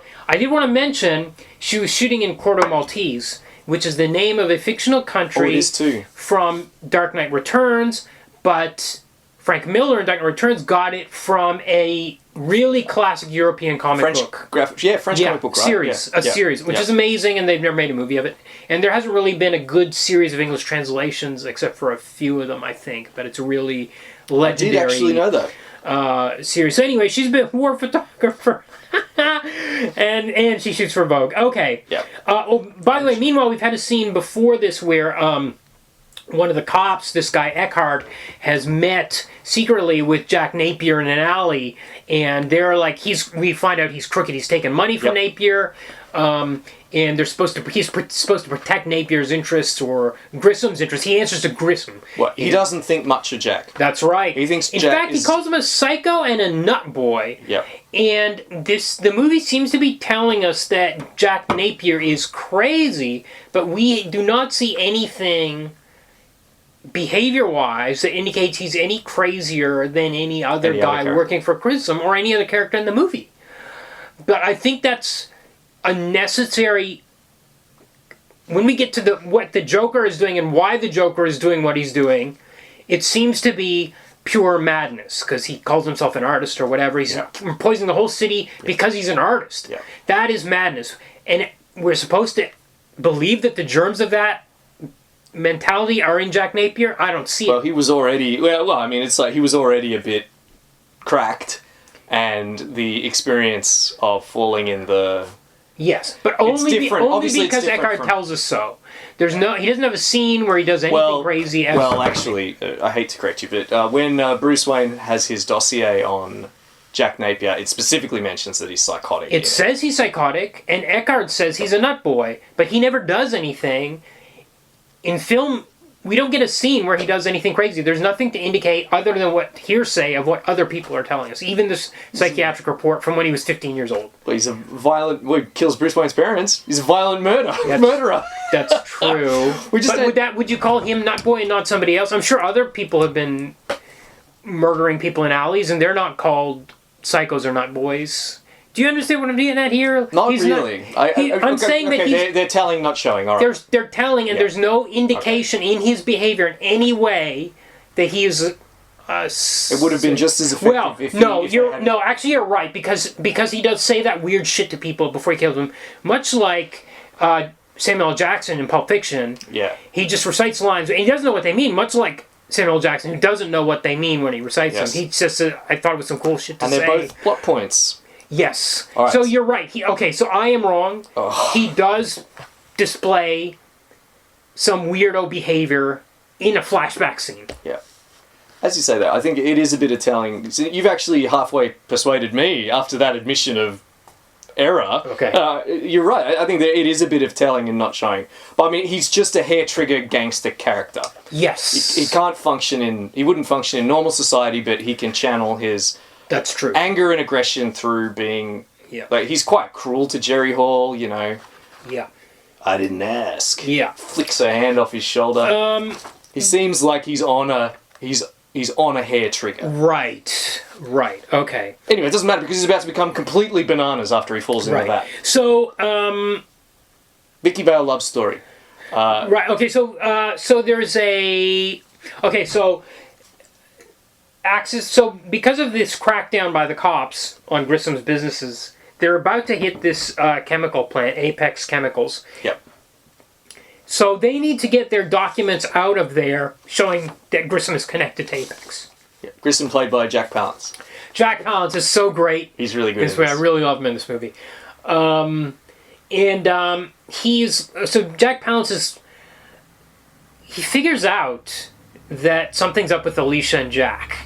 Presumably, yeah. Well, I think one of the best... know that Jack is ambitious too, yeah. The best edited scenes in the movie, Alicia comes back from shopping, she's got her shopping bags, she's in a hallway, and he says, "Go into the bedroom, darling, sweetie pie," or whatever, "I'll see you later." Sugar puff? Sugar bomb or something, I don't know, anyway. It's sugar something. She says, "All right," and she walks off, and as she's leaving, she looks towards Jack Napier. Nicholson looks up at her, half smile, and then wipes a smile on his face because he knows Grissom was looking, and we cut to Grissom looking at Jack. Oh, great. Side-eye, and it's such a perfectly edited moment. Total great visual storytelling. He's figured it out. Great. And he's like, "Jack, I want you to run this operation." He's like, "Me? Yeah. Just send the thugs down there to get these docs." He's like, I'm my number one guy. And he sends them out there. Good Jack Palance impression. Very good. And so he's been put on this job too. Now, okay, meanwhile, there's a fundraiser at Wayne Manor for the parade for the festival for the 200th birthday. Yes. I don't know why. The mayor is adamant that they're going to hold it, even though Gotham City's falling apart and businesses. But they need money, I guess, so they're having this fundraiser. Well, it's established earlier with Harvey Dent. Harvey Dent says to him, "We can't hold this festival. That's right. The city's broke. The treasury's broke." And he's like, "We're going to hold this damn festival because I made it an election promise. I just said that in front of everybody. Yeah. And it'll bring the businesses back. We're going to do it hell or high water." When was that? When was that scene? Was that the day before this sudden party at Wayne Manor? Everything's happening on a very... So the next day there's a party. Okay. So Vicky Vale shows up. She meets Bruce Wayne. She's like, "Do you know which one of these guys is Bruce Wayne?" He says, "I'm not sure. I don't know why he lied about it. I also don't know why." Now, it's a different time. Okay, I admit 2023 is a different time. I know what Elon Musk looks like. I know what all those guys look like. Does a famous war photographer / Cosmo photographer not know what this billionaire socialite... Maybe he's only a millionaire because his dad was a doctor. Exactly. Yeah, I don't think it's ever stated that he's a billionaire. Right. And in fact, I don't think he's a famous socialite either. He's just a kind of... And I think... He's a reclusive millionaire? I think he is a recluse. Right. Because he doesn't know how to deal with Vicky and some of this. Yes, and in fact, Alfred seems to really be on his case about it. Yeah. There's actually a scene that I don't mind. Like I said, I don't particularly like the Vicky Vale plot tumour, as it's been described. But I do like the scene where they go on their quote-unquote date, and it's them sitting at opposite ends of an enormously long table. There's some funny little bits in Michael there. Keaton really sells it. Are you enjoying the soup? How's the soup? There's a great, there's a great Mr. Mom kind of moment, Yeah. a great Michael Keaton moment as a comedic actor where she says, "Do you like eating in here?" And he says, "Yeah," and then he looks around the room. I don't think I've ever been in this and room he before. squints his eyes and he Sorry, sells it really well. I stepped on your bit, sorry. But no, but that's exactly, he's like, "I don't know if I've ever eaten in this room before," or something like that. I just have never been in this room before. I've never been in this room before. Because he lives in a huge mansion. Very funny. And then they go down to like, the scullery or something. Under the stairs where presumably Alfred lives. Yeah. And then Alfred's... It's in this little pokey little kitchen. Yes. And Alfred's telling stories, I think must be a leftover from when the horse riding stuff was in the film. Because he tells a story about giving Bruce Wayne a horse riding lesson. The plot was going to be that Vicky Vale was going to show him up by being way better at horse riding than he was. And then later on, in that scene where the Joker comes to her apartment, he was originally going to kidnap her. Okay. And Bruce was going to have to pursue her on horseback. Okay. Because that makes sense because that scene could be cut from the movie and not make any difference to the plot. Because he doesn't abduct her or anything. He shows up and then he leaves. The end. Yeah. But what a tragedy if that scene were cut. What a tragedy. Some of the best by the way, lines. I wanted to mention earlier in the office when Knox first met Vicky Vale, he said he doubts her. She's interested in doing this Batman story, and he doubts it. I doubt it too, because she's a war photographer and a Vogue photographer. But anyway, he says, "Why are you interested?" She says, "I like bats." And I'm like, okay, this line is in here purely to facilitate the romance between her and Batman. There's no other... What a stupid thing to say. "I like bats, therefore I want to cover a story about this man dressed as a bat in Gotham City." Yeah, it is a bit silly. Okay, anyway, so she doesn't know what he looks like. Yep, so the Axis Chemicals plant gets... It's being raided. It's being raided, and Jack Napier's leading the raid. And Commissioner Gordon is at the party, and he gets the news, and he knows Eckhart's crooked, because the cop says Eckhart was in charge of this. He says, "Oh my God, Eckhart." So somehow he knows he's crooked, but he's still... Well, he doesn't have evidence. You got to have evidence. Yes, okay. So he knows he's bent, and he knows that he's taking orders from Grissom. So if there's been an anonymous tip-off about a raid on the chemicals, and Eckhart is the guy on duty, Commissioner Gordon puts it together. He knows that Eckhart's going to be this legally sanctioned hit squad. Yes. Essentially. It's just going to shoot them all and take out Boss Grissom's enemies for him. So then Bruce Wayne hears Alfred warns him, "Hey, Commissioner Gordon, I have to leave." So he runs off. He was talking to Vale and Knox, and he goes, "So I got to go, bye." Yep. And he goes behind this, one way, he goes down to the cave, and he's got cameras all over his house for some reason. Why does he need to look at his own house like this? Anyway, he's Batman. He goes back on tape, and he looks at the conversation with Gordon, and then he decides, okay, I gotta go to Axis. Now, my thing about this is, so far to this stage, this guy is only going after muggers. Why is this suddenly the night I'm going to do Axis Chemicals? Why was a sudden shift from being the guy that goes after muggers in alleys, the kind of people that killed his family, and then he's like, I changed my mind, it's the night of my big banquet to raise money for the parade, and I'm going to go stop this heist at Axis Chemicals? Didn't occur to me. He just stops he's Batman, he stops any and all crime. So bizarre. Yes. Well, no, he doesn't. He doesn't stop any. He only stops muggers to this stage. Only muggers have talked about him. Nobody has had a clear view of him. Nobody's sure if he even exists, if he's real or anything. It's not until Gordon sees him at Axis Chemicals that he's like, "Oh my God!" again, and he sees that he's a real, dude. He's not just a drinking Drano. As what Eckhart describes the muggers have been seeing. The reason they've been seeing this Batman creature. Yeah.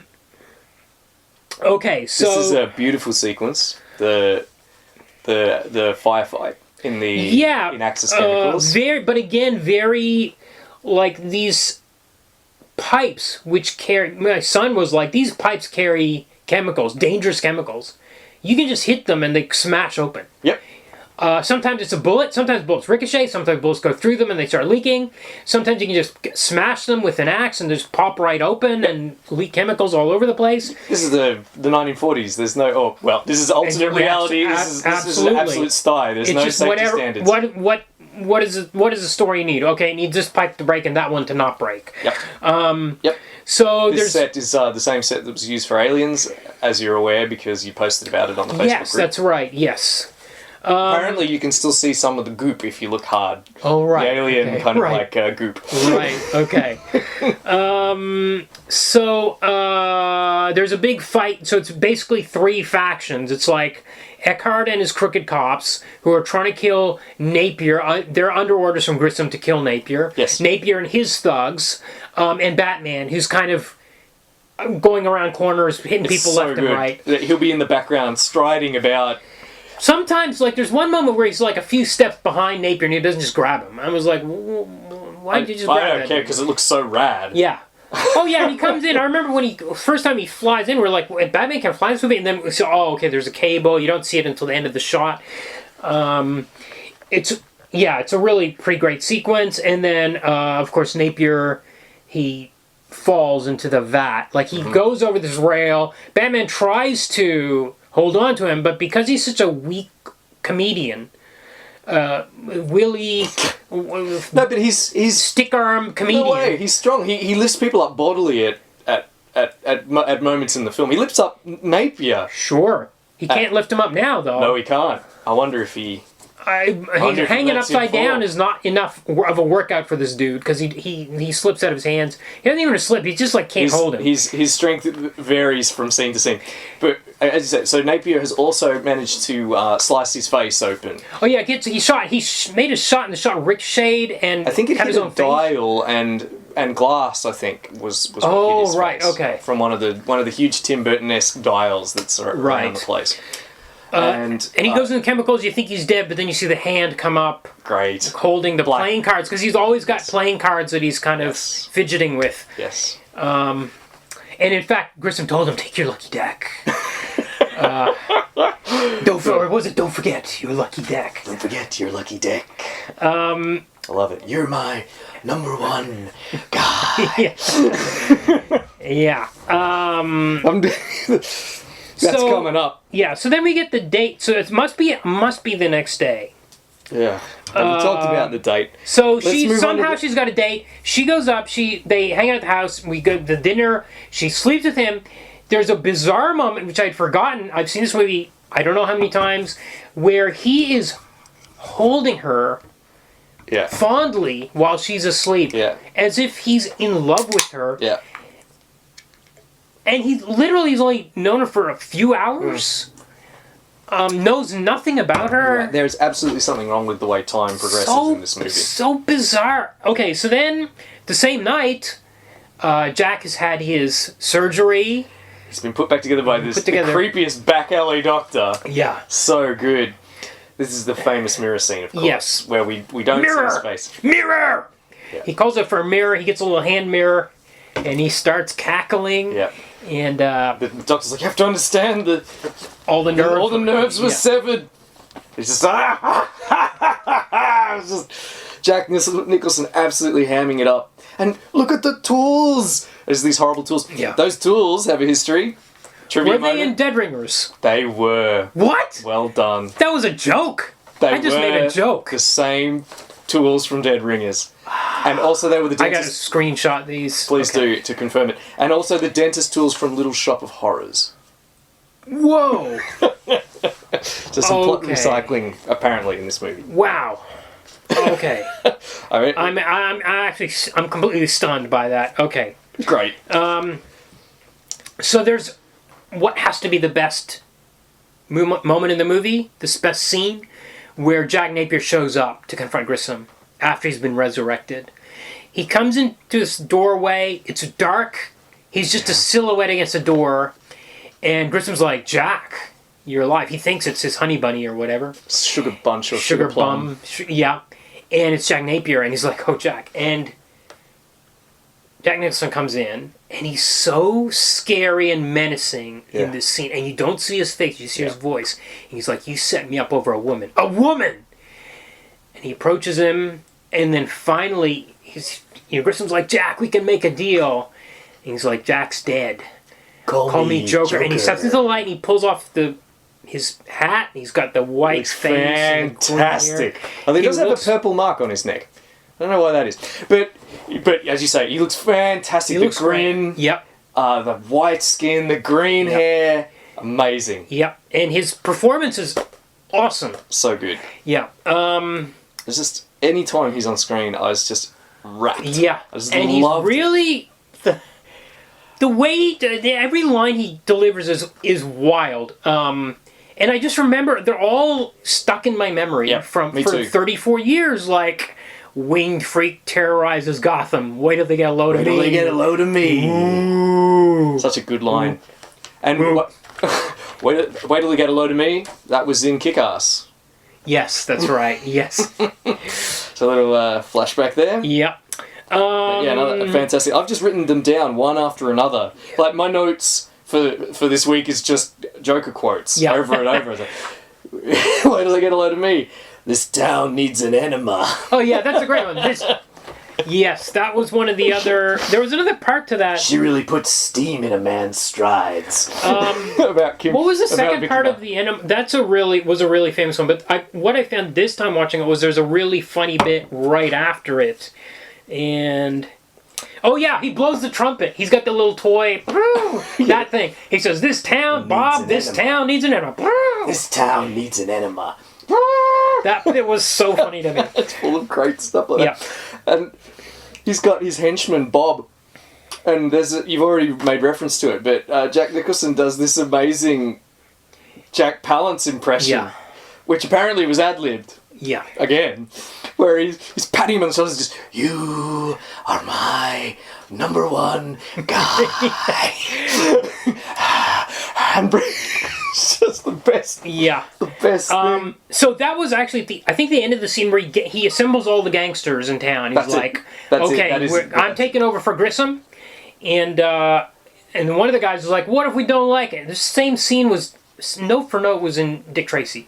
Yeah. He's like, what if I don't like it? And he's like, well, you're free to leave or whatever. He walks up to him, shake my hand. shake my hand. Shakes his Shake hand. my hand He's got a joy and buzzer that leave. electrocutes him and turns him into a skeleton. Now, okay, this is the day after I think he came back and killed Grissom. Yeah. Where did he get this joy buzzer from? He just conjured. Where did he get the lattice hinged boxing glove that he smashes the TV with? Where does he get all his Joker? He's gone just- full Joker. He's gone all in Joker theme. He's like, I'm going to do this Joker thing completely. He's so mad, it's just conjured from thin air. I think he must His have. madness manipulates reality itself. I think maybe time's passing, and it's just not very clearly. It's just not. But how him. much time would have passed from the time he killed Grissom to the time he has to announce to the gangs he's taking over? Yeah. Could it be a week? Maybe. Yeah. Because he doesn't say Grissom's dead. He said Grissom's somewhere or something. I think. No, So, that's what the other guys say later. Bruce Wayne has spent too long preparing to be Batman, and Jack Napier hasn't spent enough time Oh yeah. preparing to be Joker. But he just has all this wacky. But my headcanon is maybe he just ordered his goons, get me a joy buzzer that kills that can electrocute. That can deliver electric current. Yeah. Get me a flower that I can wear on my shirt that sprays acid. Like maybe he requested this of his goons. I don't know. It doesn't make sense that a day later he would suddenly have all his Joker products. Yes. Have all the Joker products. Yeah. So he orders Bob to follow Knox. And he says he wants to find out about Batman. He says, I want to know about Batman. Follow Knox. Take your camera, Bob. I want you to take your camera. Follow Knox. Find out what he knows about the Batman. Yeah. Because Batman's causing trouble. Also, he wants revenge on Batman, of course. So, this is wild. So, okay, now we get a scene. I guess it's the next day? I don't know. But the other gangsters are coming down the steps of the courthouse.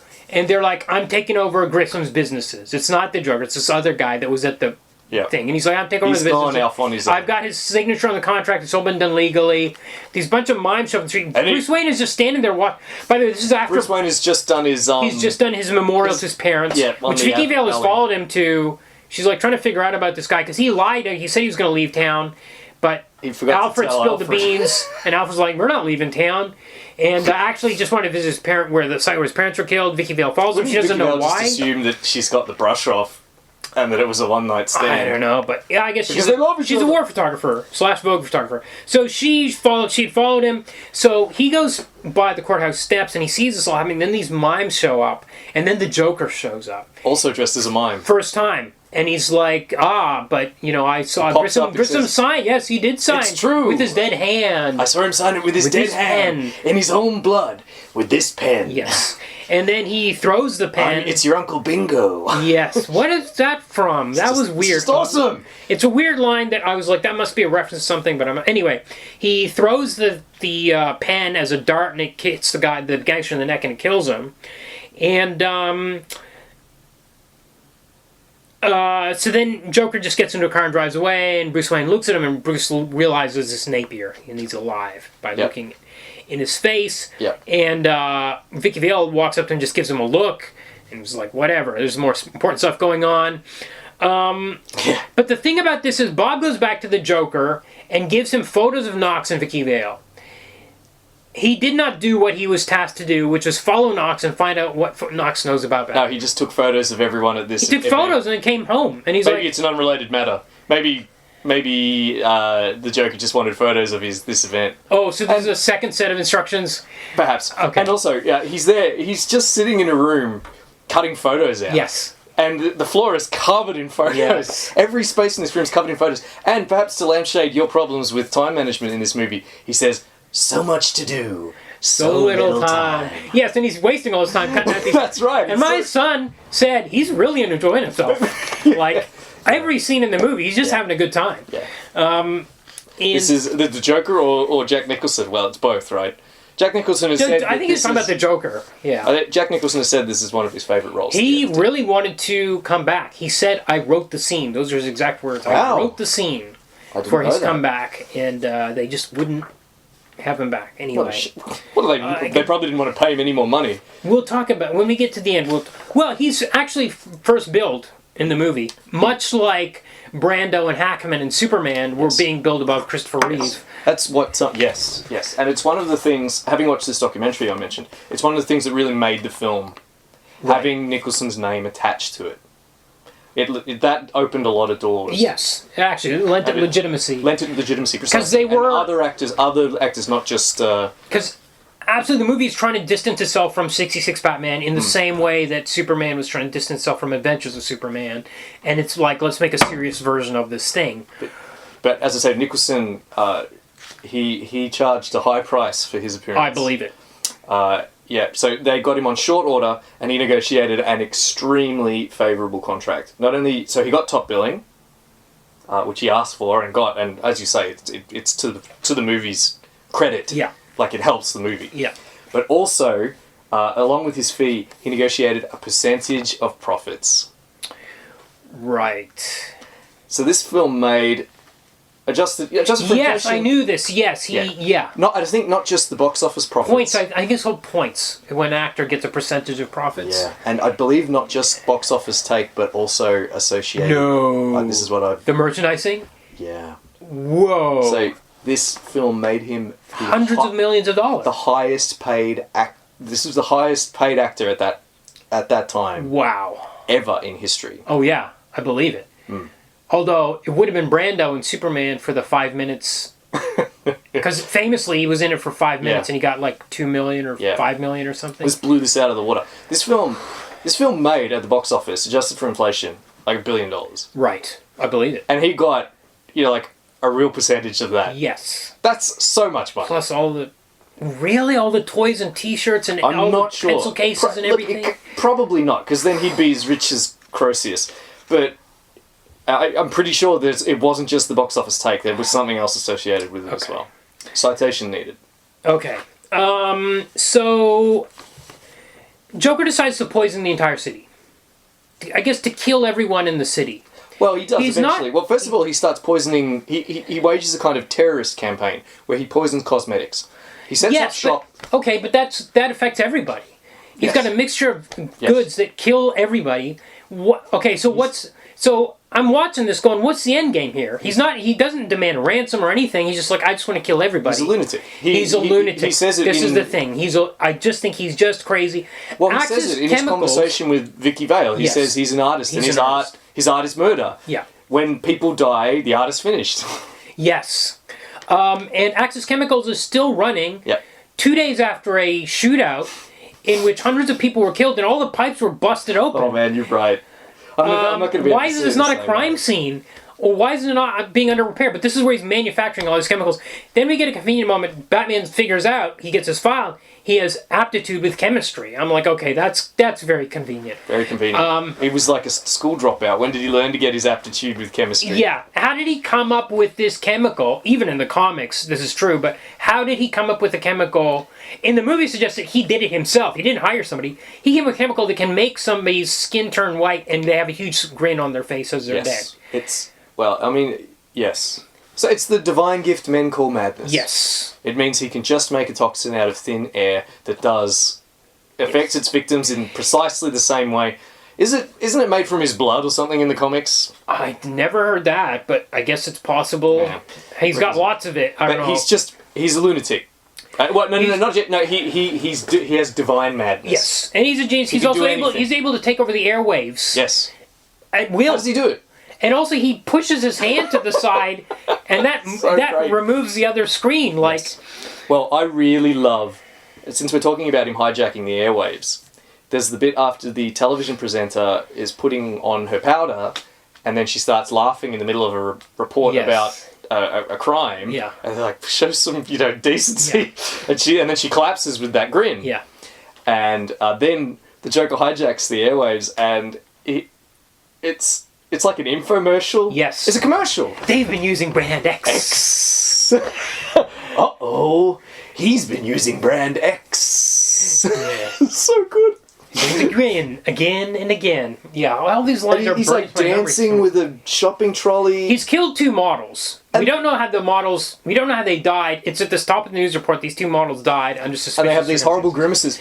And then, they're in his video. Yes, cutouts of them. He's got cutouts of them, and they've got a mouth superimposed on their mouth saying, "Love that Joker toxin."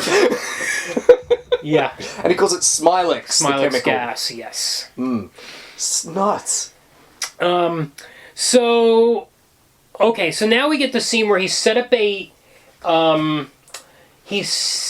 date with Vicky Vale. Vicky Vale thinks she's going on a date with Bruce Wayne at the museum.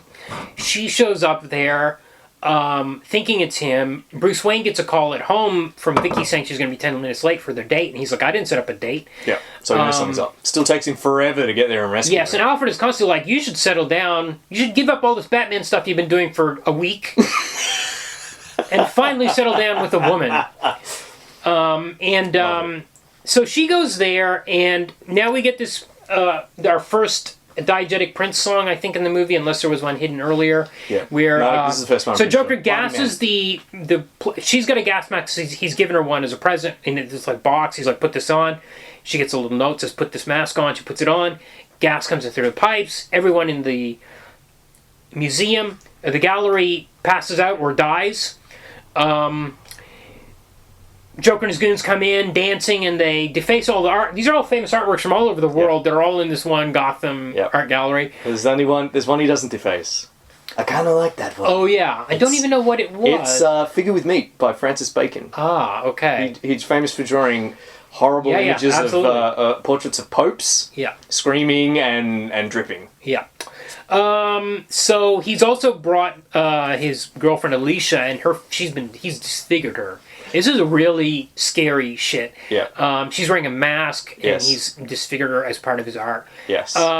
He has fallen in love with Vicky because of the picture that Bob brought him. Yes. So he wants her, but he also tries to spray her with this acid, Yep. which would kill her, I guess. Or I don't know. Presumably Maybe mar her face, much like it okay, did. then maybe it makes more sense than I thought it did.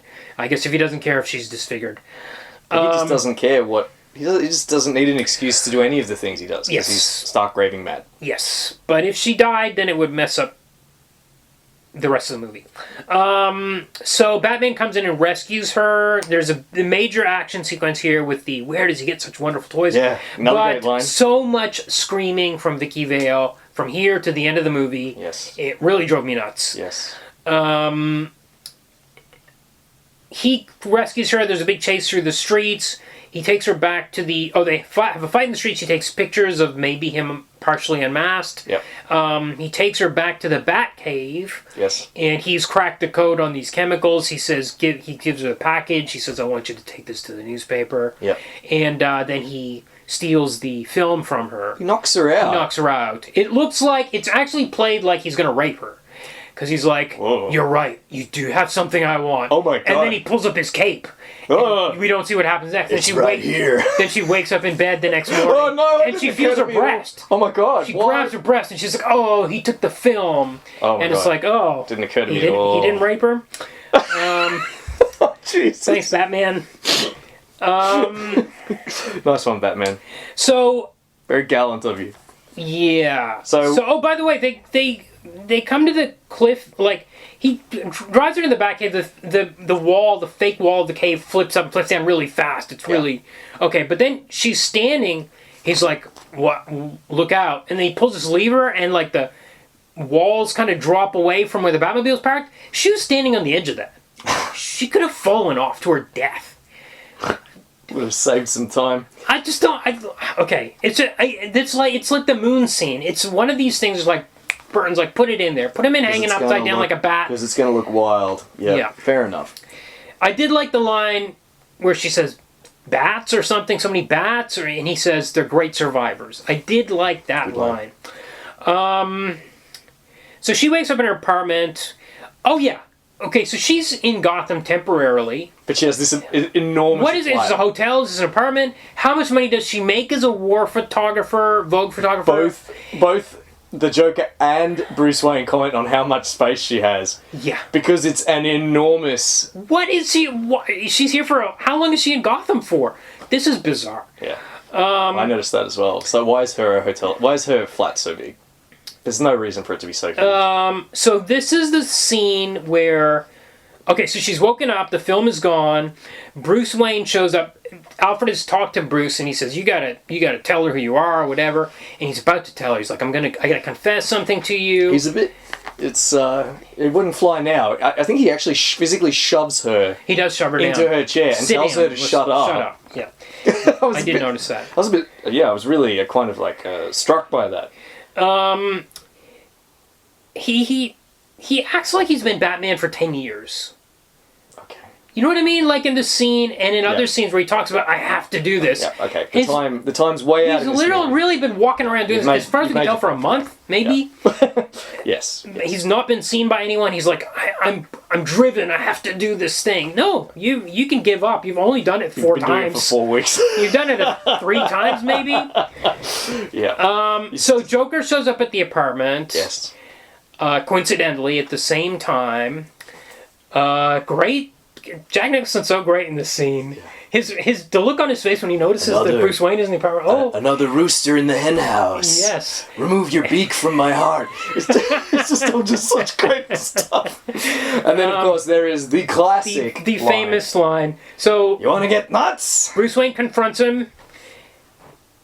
He picks up a, what do you call those pokers for the fireplace? Poker. A poker. He's like, you want to get nuts? He smashes a vase behind him. He's like, I don't know what his real game plan is. He wants to goad him into shooting him.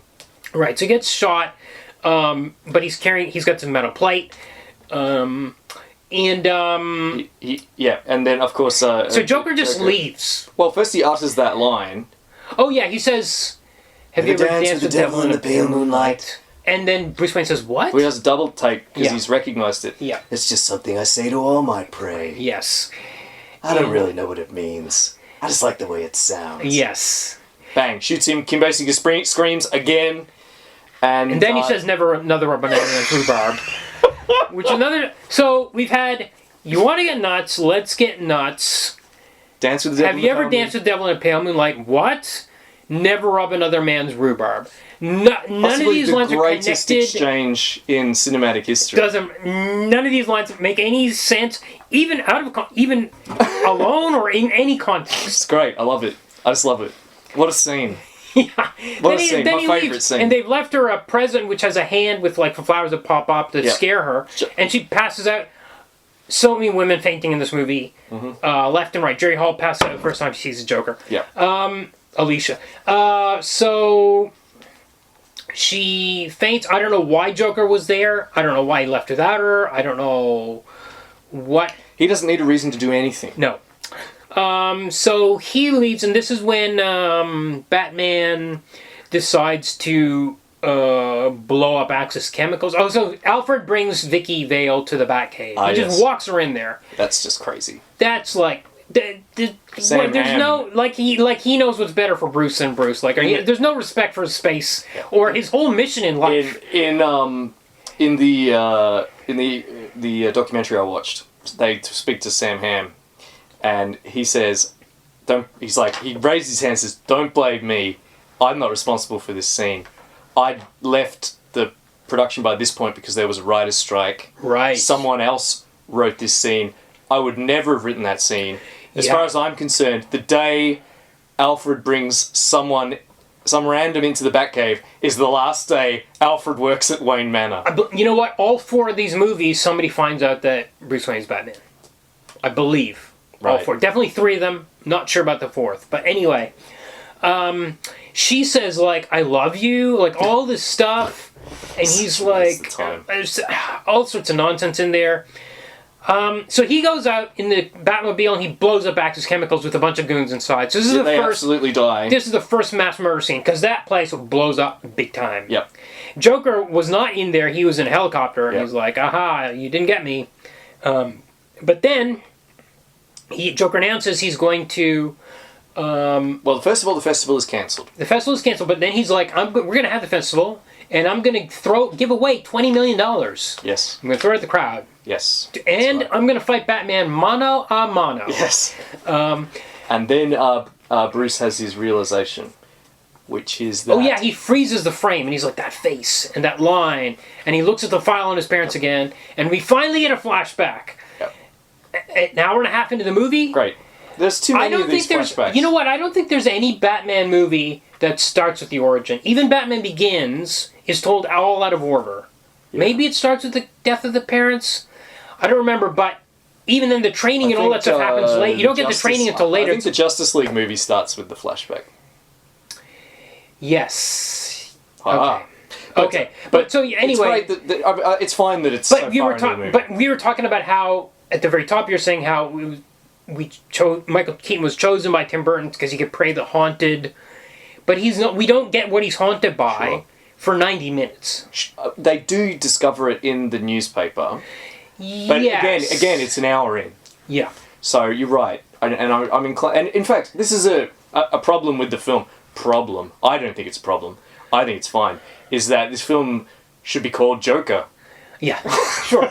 Yes. You know, like 35 years before the Joaquin Phoenix Joker film. Yeah. Yeah. Because the star is Jack Nicholson, and whenever Jack Nicholson's not on the screen, I'm bored. Yeah.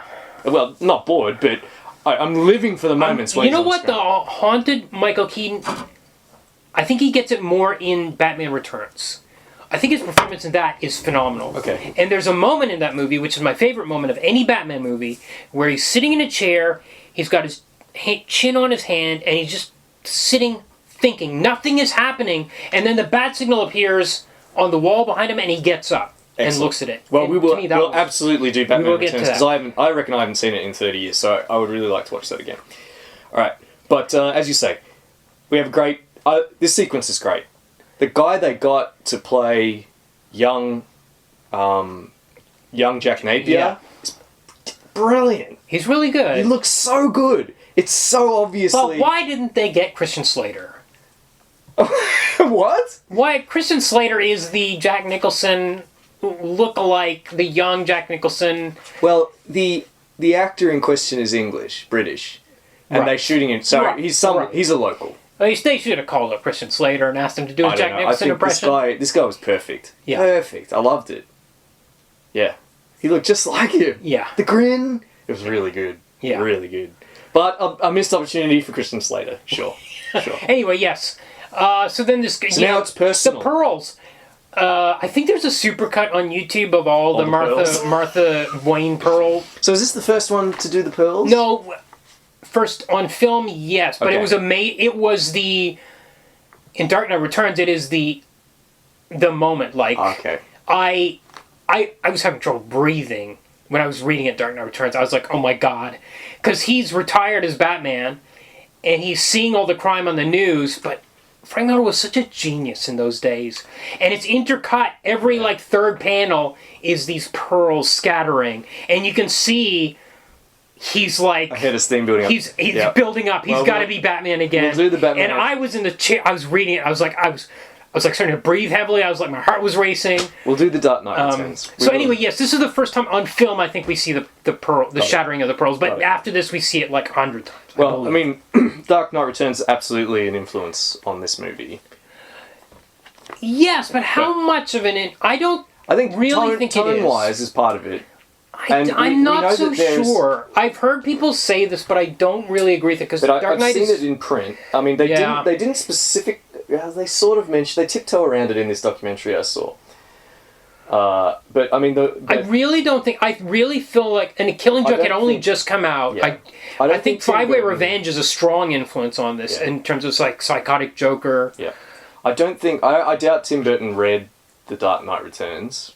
I know he read The Killing Joke. Yes, and liked because his name is on the cover. Yeah, there's we mention this now? Yeah, there's a quote here which says, from Tim Burton on the cover of current editions of The Killing Joke, which says, "I love The Killing Joke. I loved The Killing Joke. It's my favorite. It's the first comic I've ever loved." Yes. Is what he says about it. The full quote is on Wikipedia. You can find it on the page for Batman 1989. Yeah. Which is a full quote from a book called Burton on Burton. Okay. I think published in 2006. Okay. And the full quote essentially says something about how he doesn't like comics and he never read comics, despite having a background in, I think, graphic artistry. Okay. And also that he found... One of the reasons why he loves Killing Joke so much is because he apparently found it easier to read than the average comic.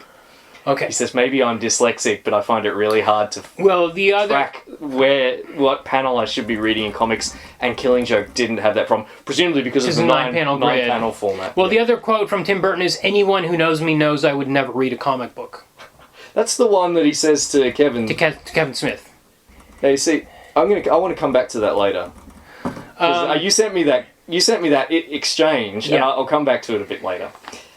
It sounds like he's saying it quite proudly. He doesn't like comic books. Yeah. He likes The Killing Joke, but he doesn't like comic books.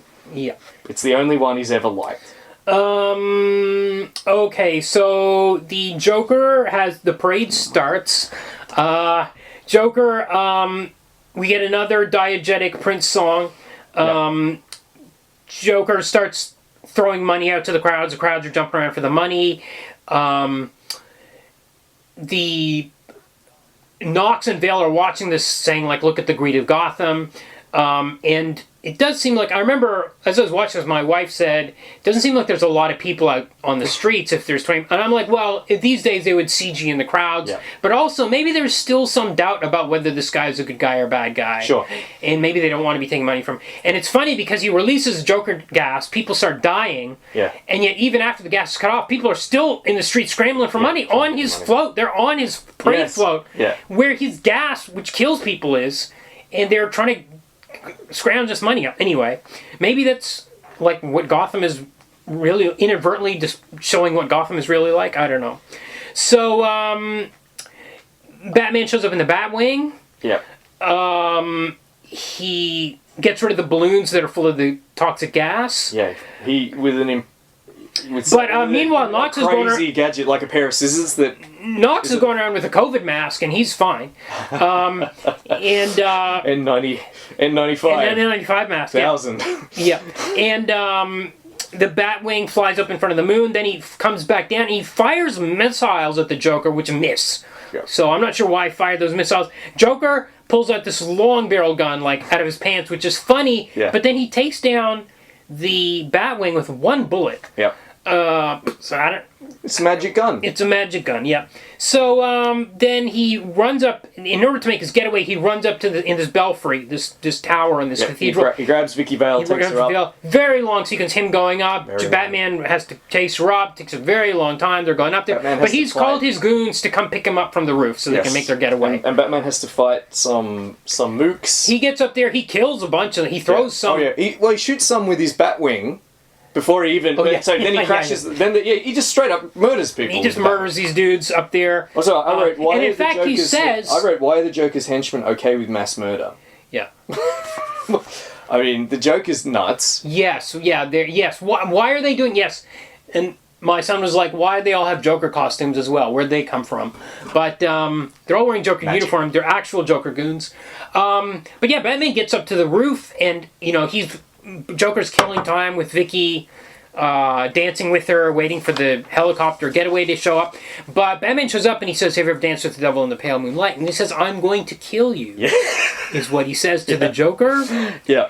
And he fights the Joker, and shockingly, Joker falls off the roof at the end of the movie. And we were like, you just killed the villain, like the Joker? We were, as 15-year-olds, we were like, the Joker's like a villain that's in like hundreds of Batman comics. He's unkillable. There's a trope on TV tropes called Joker immunity. Yeah, but there you go. He's dead, and he never comes back. Even though Jack Nicholson apparently wanted to come back and earn another $100 million, I dare say. Yeah, and after this, they started putting in 2 villains per movie, and we're like, what? Like, you should be doing 1 villain per movie? We thought... And then the film ends. Crime is fixed. And yes, they say, that's right. Batman has given us a letter. He says, "Congrats on the crime going away. Yeah. Yes. If you ever need me again, give me a call." And someone says, "How will we call him?" And Commissioner Gordon says, "He gave us a signal." Yes, and then very dramatic. And then they light up the bat signal. And we see Batman on a roof, but meanwhile Vicky Vale is being picked up by Alfred to go meet... She has a date with Bruce Wayne. I guess after he beats up another mugger, he's going to come home and they're going to have a date and they're going to live together happily ever after, I guess, is the plan here. Yep, I guess so. But we know not, because, of course, the sequel, which we will get to. All right. Yes. We have passed 2 hours. Congrats. All right, let's do trivia quickly. Okay. So this film, budget $48 million, very expensive for the time. Yep. Box office take $411 million. Whoa. At the time of release, it was the 5th highest grossing and that's movie. that's not counting all the pajamas and plates and cups and Batmania. People getting the bat symbol shaved into their heads, into their hair. Yeah. No, I have a thing. Okay, no. Alicia, played by Jerry Hall, might have been the inspiration for Harley Quinn. She appears 3 years later in Batman the Animated Series. Watching it, she's barely in it. I doubt it. No, I don't see it. Some other people considered for Batman. Robert Downey Jr. apparently. Oh! Wouldn't that be something? Because he really badmouthed Batman Begins or Dark Knight when it came out. He was like, "This is garbage." Astonishing. Interesting. And Pierce Brosnan. Apparently, Pierce Brosnan was actually approached and turned it down. Whoa! So maybe this is when they were shopping it around before Tim Burton was attached. Turned it down because, quote, he didn't want to be in a comic book movie. Of course, This is hilarious because he has since appeared in Black Adam. Yes. One of the crappiest comic book movies of recent years. Yeah. As Dr. Fate. Other people considered for the Joker: Tim Curry, Robin Williams. Robin Williams not only considered, apparently campaigned for it. Yeah. Yeah. Now That would have been something else. Something. Wait, was this before or after It? Tim Curry and It, the TV. After, I think. Okay. Oh no, I'm not sure. Was it in 80s or 90s? Maybe it was 90s. So Weird. probably That would have before been then. Tim Curry. Other people: John Lithgow, Brad Dourif, weird. Whoa. Yeah. Whoa. Ray Liotta. Okay. Ray Liotta was the guy I always wanted to be the Punisher. I never pictured him as the Joker. Here's another one: James Woods. What? Okay. And David Bowie. Whoa. Okay, so I'm going for I would David Bowie, Robin Williams, Brad Dourif. Oh my God, Brad Dourif would have been so scary as the Joker. He would have been brilliant. Yeah. I think those three are my top three out of that list of names. I have a brief anecdote here about Mark Hamill, who goes on to play an iconic Joker in the animated series, which came into being because of this film. Yeah. The animated series, we obviously already watched Mask of the Phantasm in an earlier episode. Great. Brilliant. Iconic representation of Batman that wouldn't exist without this film. Apparently, the backlash that Michael Keaton received at his casting as Batman in Batman 89 was reassuring to Mark Hamill. Right. Because he went into his audition for the Joker 100% sure they would never cast Luke Skywalker. So he was just relaxed. He said, I can just wing this audition because they will never cast Luke Skywalker for fear of the fan backlash that Michael Keaton received. Wow. And boy, was he wrong, and it's great because he's just so good in that role. Yeah. Last of all, Tim Burton has said about the film, he's lukewarm on the film. Okay. Actually, I think despite it being probably his most, I'm not sure. You know what? I think the second one is better, but I think the Penguin stuff in number 2 is worse, but I think the Catwoman stuff is awesome. Cool. So he said, and the visuals are better. I haven't got a date for this quote, but he said, I liked parts of it, but the whole movie is mainly boring to me. It's okay, but it was more of a cultural phenomenon than a great movie. So it's interesting that Tim Burton said that he considers it a cultural phenomenon, because I have a thesis. Okay. All right, and my thesis is that Batman 1989 is the most influential movie of all time. I think it's the most influential movie on superhero movies. And I agree. We've talked about this. It's the shadow that casts over this whole podcast, even though we're avoiding these movies in the podcast. Because if you think about all the X-Men uniforms from, that was 2001 or 2002, those leather suits. Because I think what's happened is, before 89 Batman, people would look at a comic book and be like, how are we going to work those tights on screen? How are we going to do it? We can't do it. Let's not make this X-Men movie. Let's not make this Spider-Man movie. Let's not make this Iron Man or Thor or any movie because we can't get the tights to look good. Right. Only Christopher Reeve is the only person who ever looked good in the tights. Yes. So it's stalled. But once this happens, they're like, leather. Yep. We'll put the Phantom in leather. We'll put the Shadow. We'll make him look all leathery. Yep. We'll put all these dudes in leather, and all these movies are getting made all of a sudden. Oh, yeah. Modern comic book movies wouldn't exist without this film. 100% has to happen. I mean, Superman is important, but Batman is the codifier. Yes. This is the one that set it in stone, the pattern for which, and it's determined the world in which we live today. I mean, because we see nothing but superhero movies all the time. They're the highest grossing movies that are released on a yearly basis. I 100% agree with you that as far as comic book movies is concerned, this film is the most influential. But also the mania.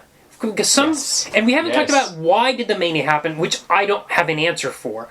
Because I remember before it came out, I was with I was having dinner with my parents and their friends. So these are like middle-aged people. And they're asking, they were like, why are people crazy about Batman now? And Batmania was happening. It was the ramp up to the movie. Yes. And my only idea at the time was that he was a human being, but as opposed to like Superman or whatever, he's just a guy. But I think part of it is, it was the visuals. It just looked really, it was so contrary to the 66 version. Although I think if you strip away the visuals, this is very all the goofiness you've pointed out is 66 goofiness. in a sense. I actually don't think it's that far from 66. Right. I wasn't able to find. I agree. I wasn't able to really find a concrete answer for why Batmania happened. Yeah, it did happen, and then it became. I think it became a psychological, cultural snowball. Exactly. It didn't have anything to do with the quality of the movie. Exactly. It's a phenomenon that you must see this movie. Yeah. You must buy this stuff, and you must think Batman is cool. There was a kind of realization that he was this cool. No, I'm going to take it a step further, Kumar, and say not only. So, as I said before, I'm going to take it a step further and say not only is it the most influential film as far as comic books are concerned, but I'm going to say it's the most influential film of all time. And here's why. Okay. I found an article published in 2009 by someone called Scott Mendelson. It appeared in Salon.com, and it's called How Batman Changed the Movie Business. Okay. And he had a number of points where he talked about the kind of impact that the film had. One thing is that it made the opening weekend the marker of a film's success. Yes. So this film made its budget back in the weekend. So this film had a massive budget, and it made it back in its first weekend. Right. $40.4 million in its opening weekend, which is insane. Biggest opening weekend in history at that point. Yeah. There had been some other films that year that had also broken box office records. Okay. But this is the first film that made its budget back in that first weekend. Right. It made short-term profitability possible, quote. Right, so here's another thing that happened. Direct-to-video, well, not direct-to-video, but from theatre to video on an accelerated course. Okay. At this point in time, it was the quickest film-to-video transition that had occurred up to that point. 5 months, the same year. Which is weird because it must have still been pulling money in the theaters. Yeah, interesting. So this is the first film that made a profit on home video in the same year of its release. Okay. It was out, in fact, in time for Christmas and cost $19.95 in $89. Well, in '89, a VHS would cost $90. $90. But this one cost $20. Yeah. And it was in everyone's stocking, allegedly. Right. So again, a short-term profit. This is late, and of course this is seen, now of course we have an even faster transition from cinema to home video. There are some other points, but I skip ahead to number 5, which is the merchandising preceding the movie coming out. Right. So this is Batmania. Yeah. To create the hype. Yeah. Hype about the movie. People purchasing stuff for a film they haven't even seen yet. Yeah. That's normal now. Yeah. I can remember seeing like Kylo Ren dolls in the shop before the Force Awakens came out, and he's saying dialogue from the film. Right. He presses his hand and he goes, "You know what I've come for." Yeah. And I like saying to Felix, "I wonder what he's come for."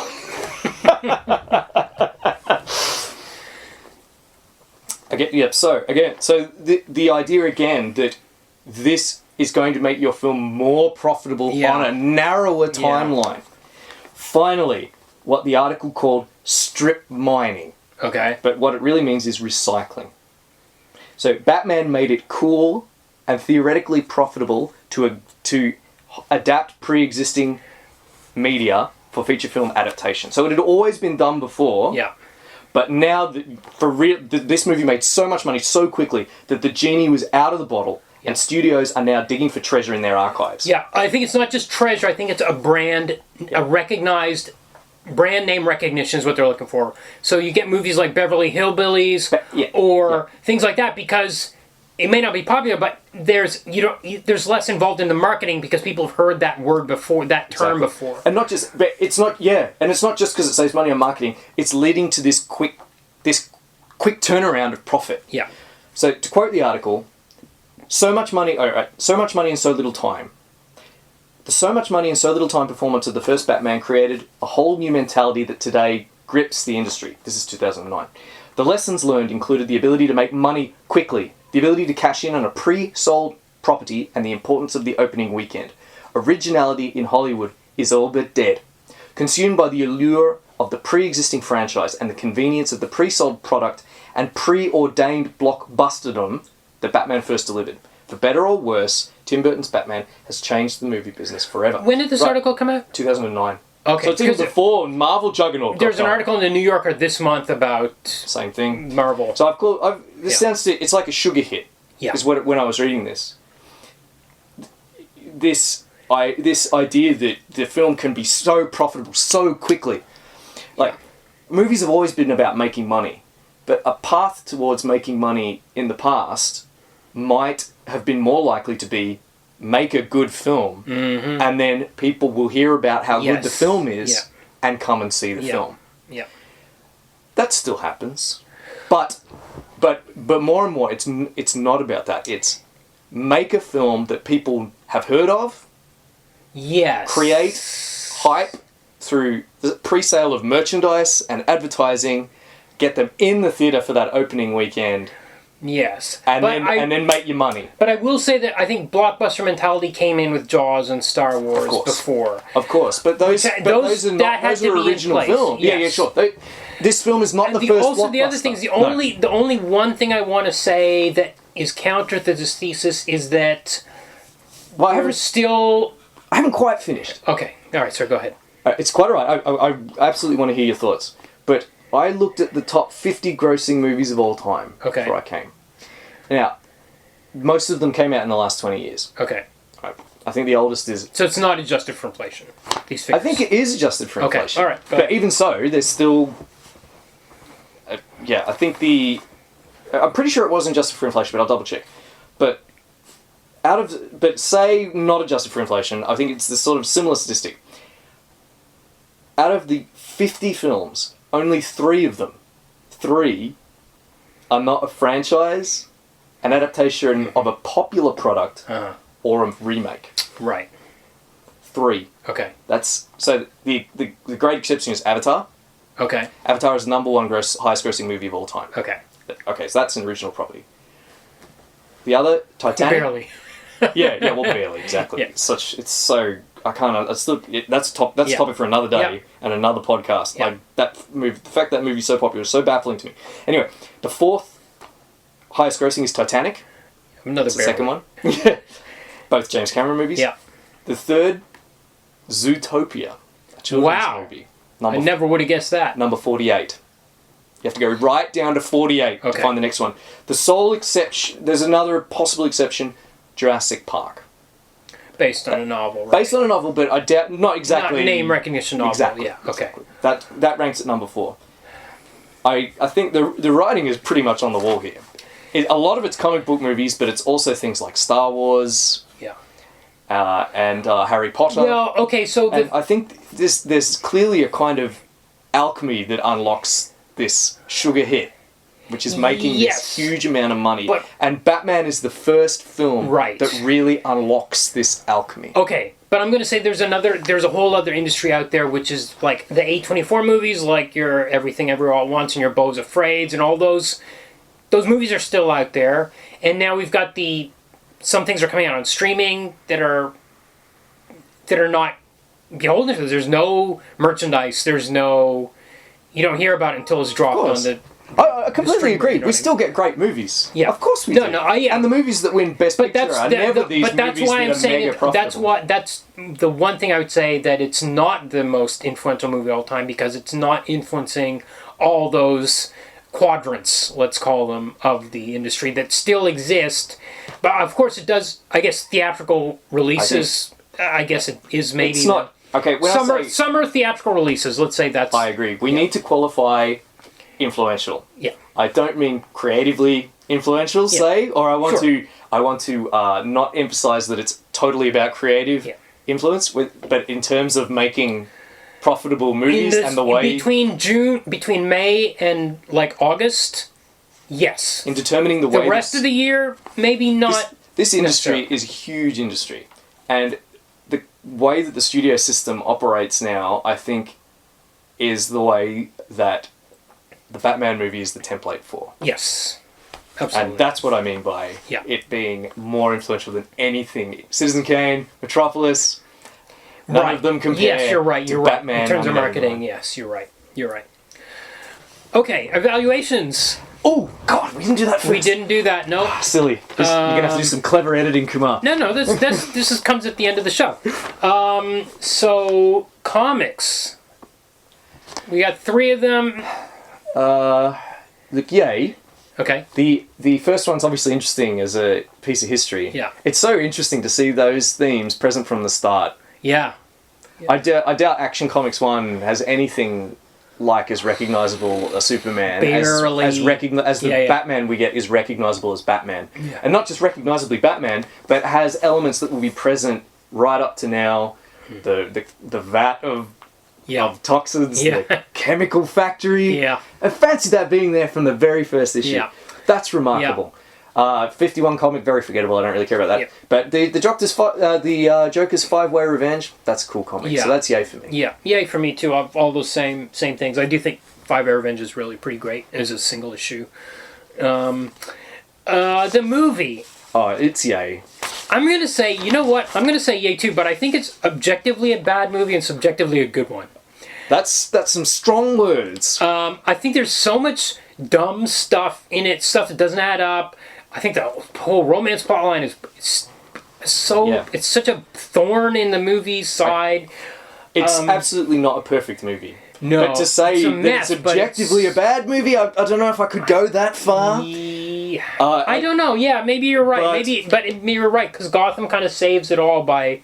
There's so much it holds it all together. Wonderful about it. You're right. There is. But anyway, I am saying yay anyway. Of course. And I do agree with you that it's absolutely not a perfect movie. And adaptation of Batman, of 50 years of Batman comics up to that point. I'm actually going to say, I was going to say nay, but I actually think the problem is I think Batman is he's a jug, an empty jug, and you can pour whatever flavor punch you want in there, and it's malleable, and I think 66 is a valid Batman, and I think 51 is a valid Batman. I think they're all valid, so I don't think you can screw it up as long as the parents are dead, then I think everything else pretty much, it doesn't really matter. So it's messy, it's not necessarily my favorite version of Batman, but I'm going to say yay. I'm also going to say yay for slightly different reasons. I think it's just an effective adaptation. I'll say for 3 reasons. So first of all, it gets a lot of stuff right. Yes. Stuff that was there from those early comics. Yep. The chemical factory. The vat. The Joker's origin. Secondly, it changes some things in an effective way. Mm-hmm. The idea that the Joker killed Batman's parents instead of Joe Chill, that's a good innovation. I hate that. No, I like it. I think the fact that Bob Kane liked it is the reason why you hate it. No, I didn't even know that, but I think it's I like it because it makes their conflict a little more personal.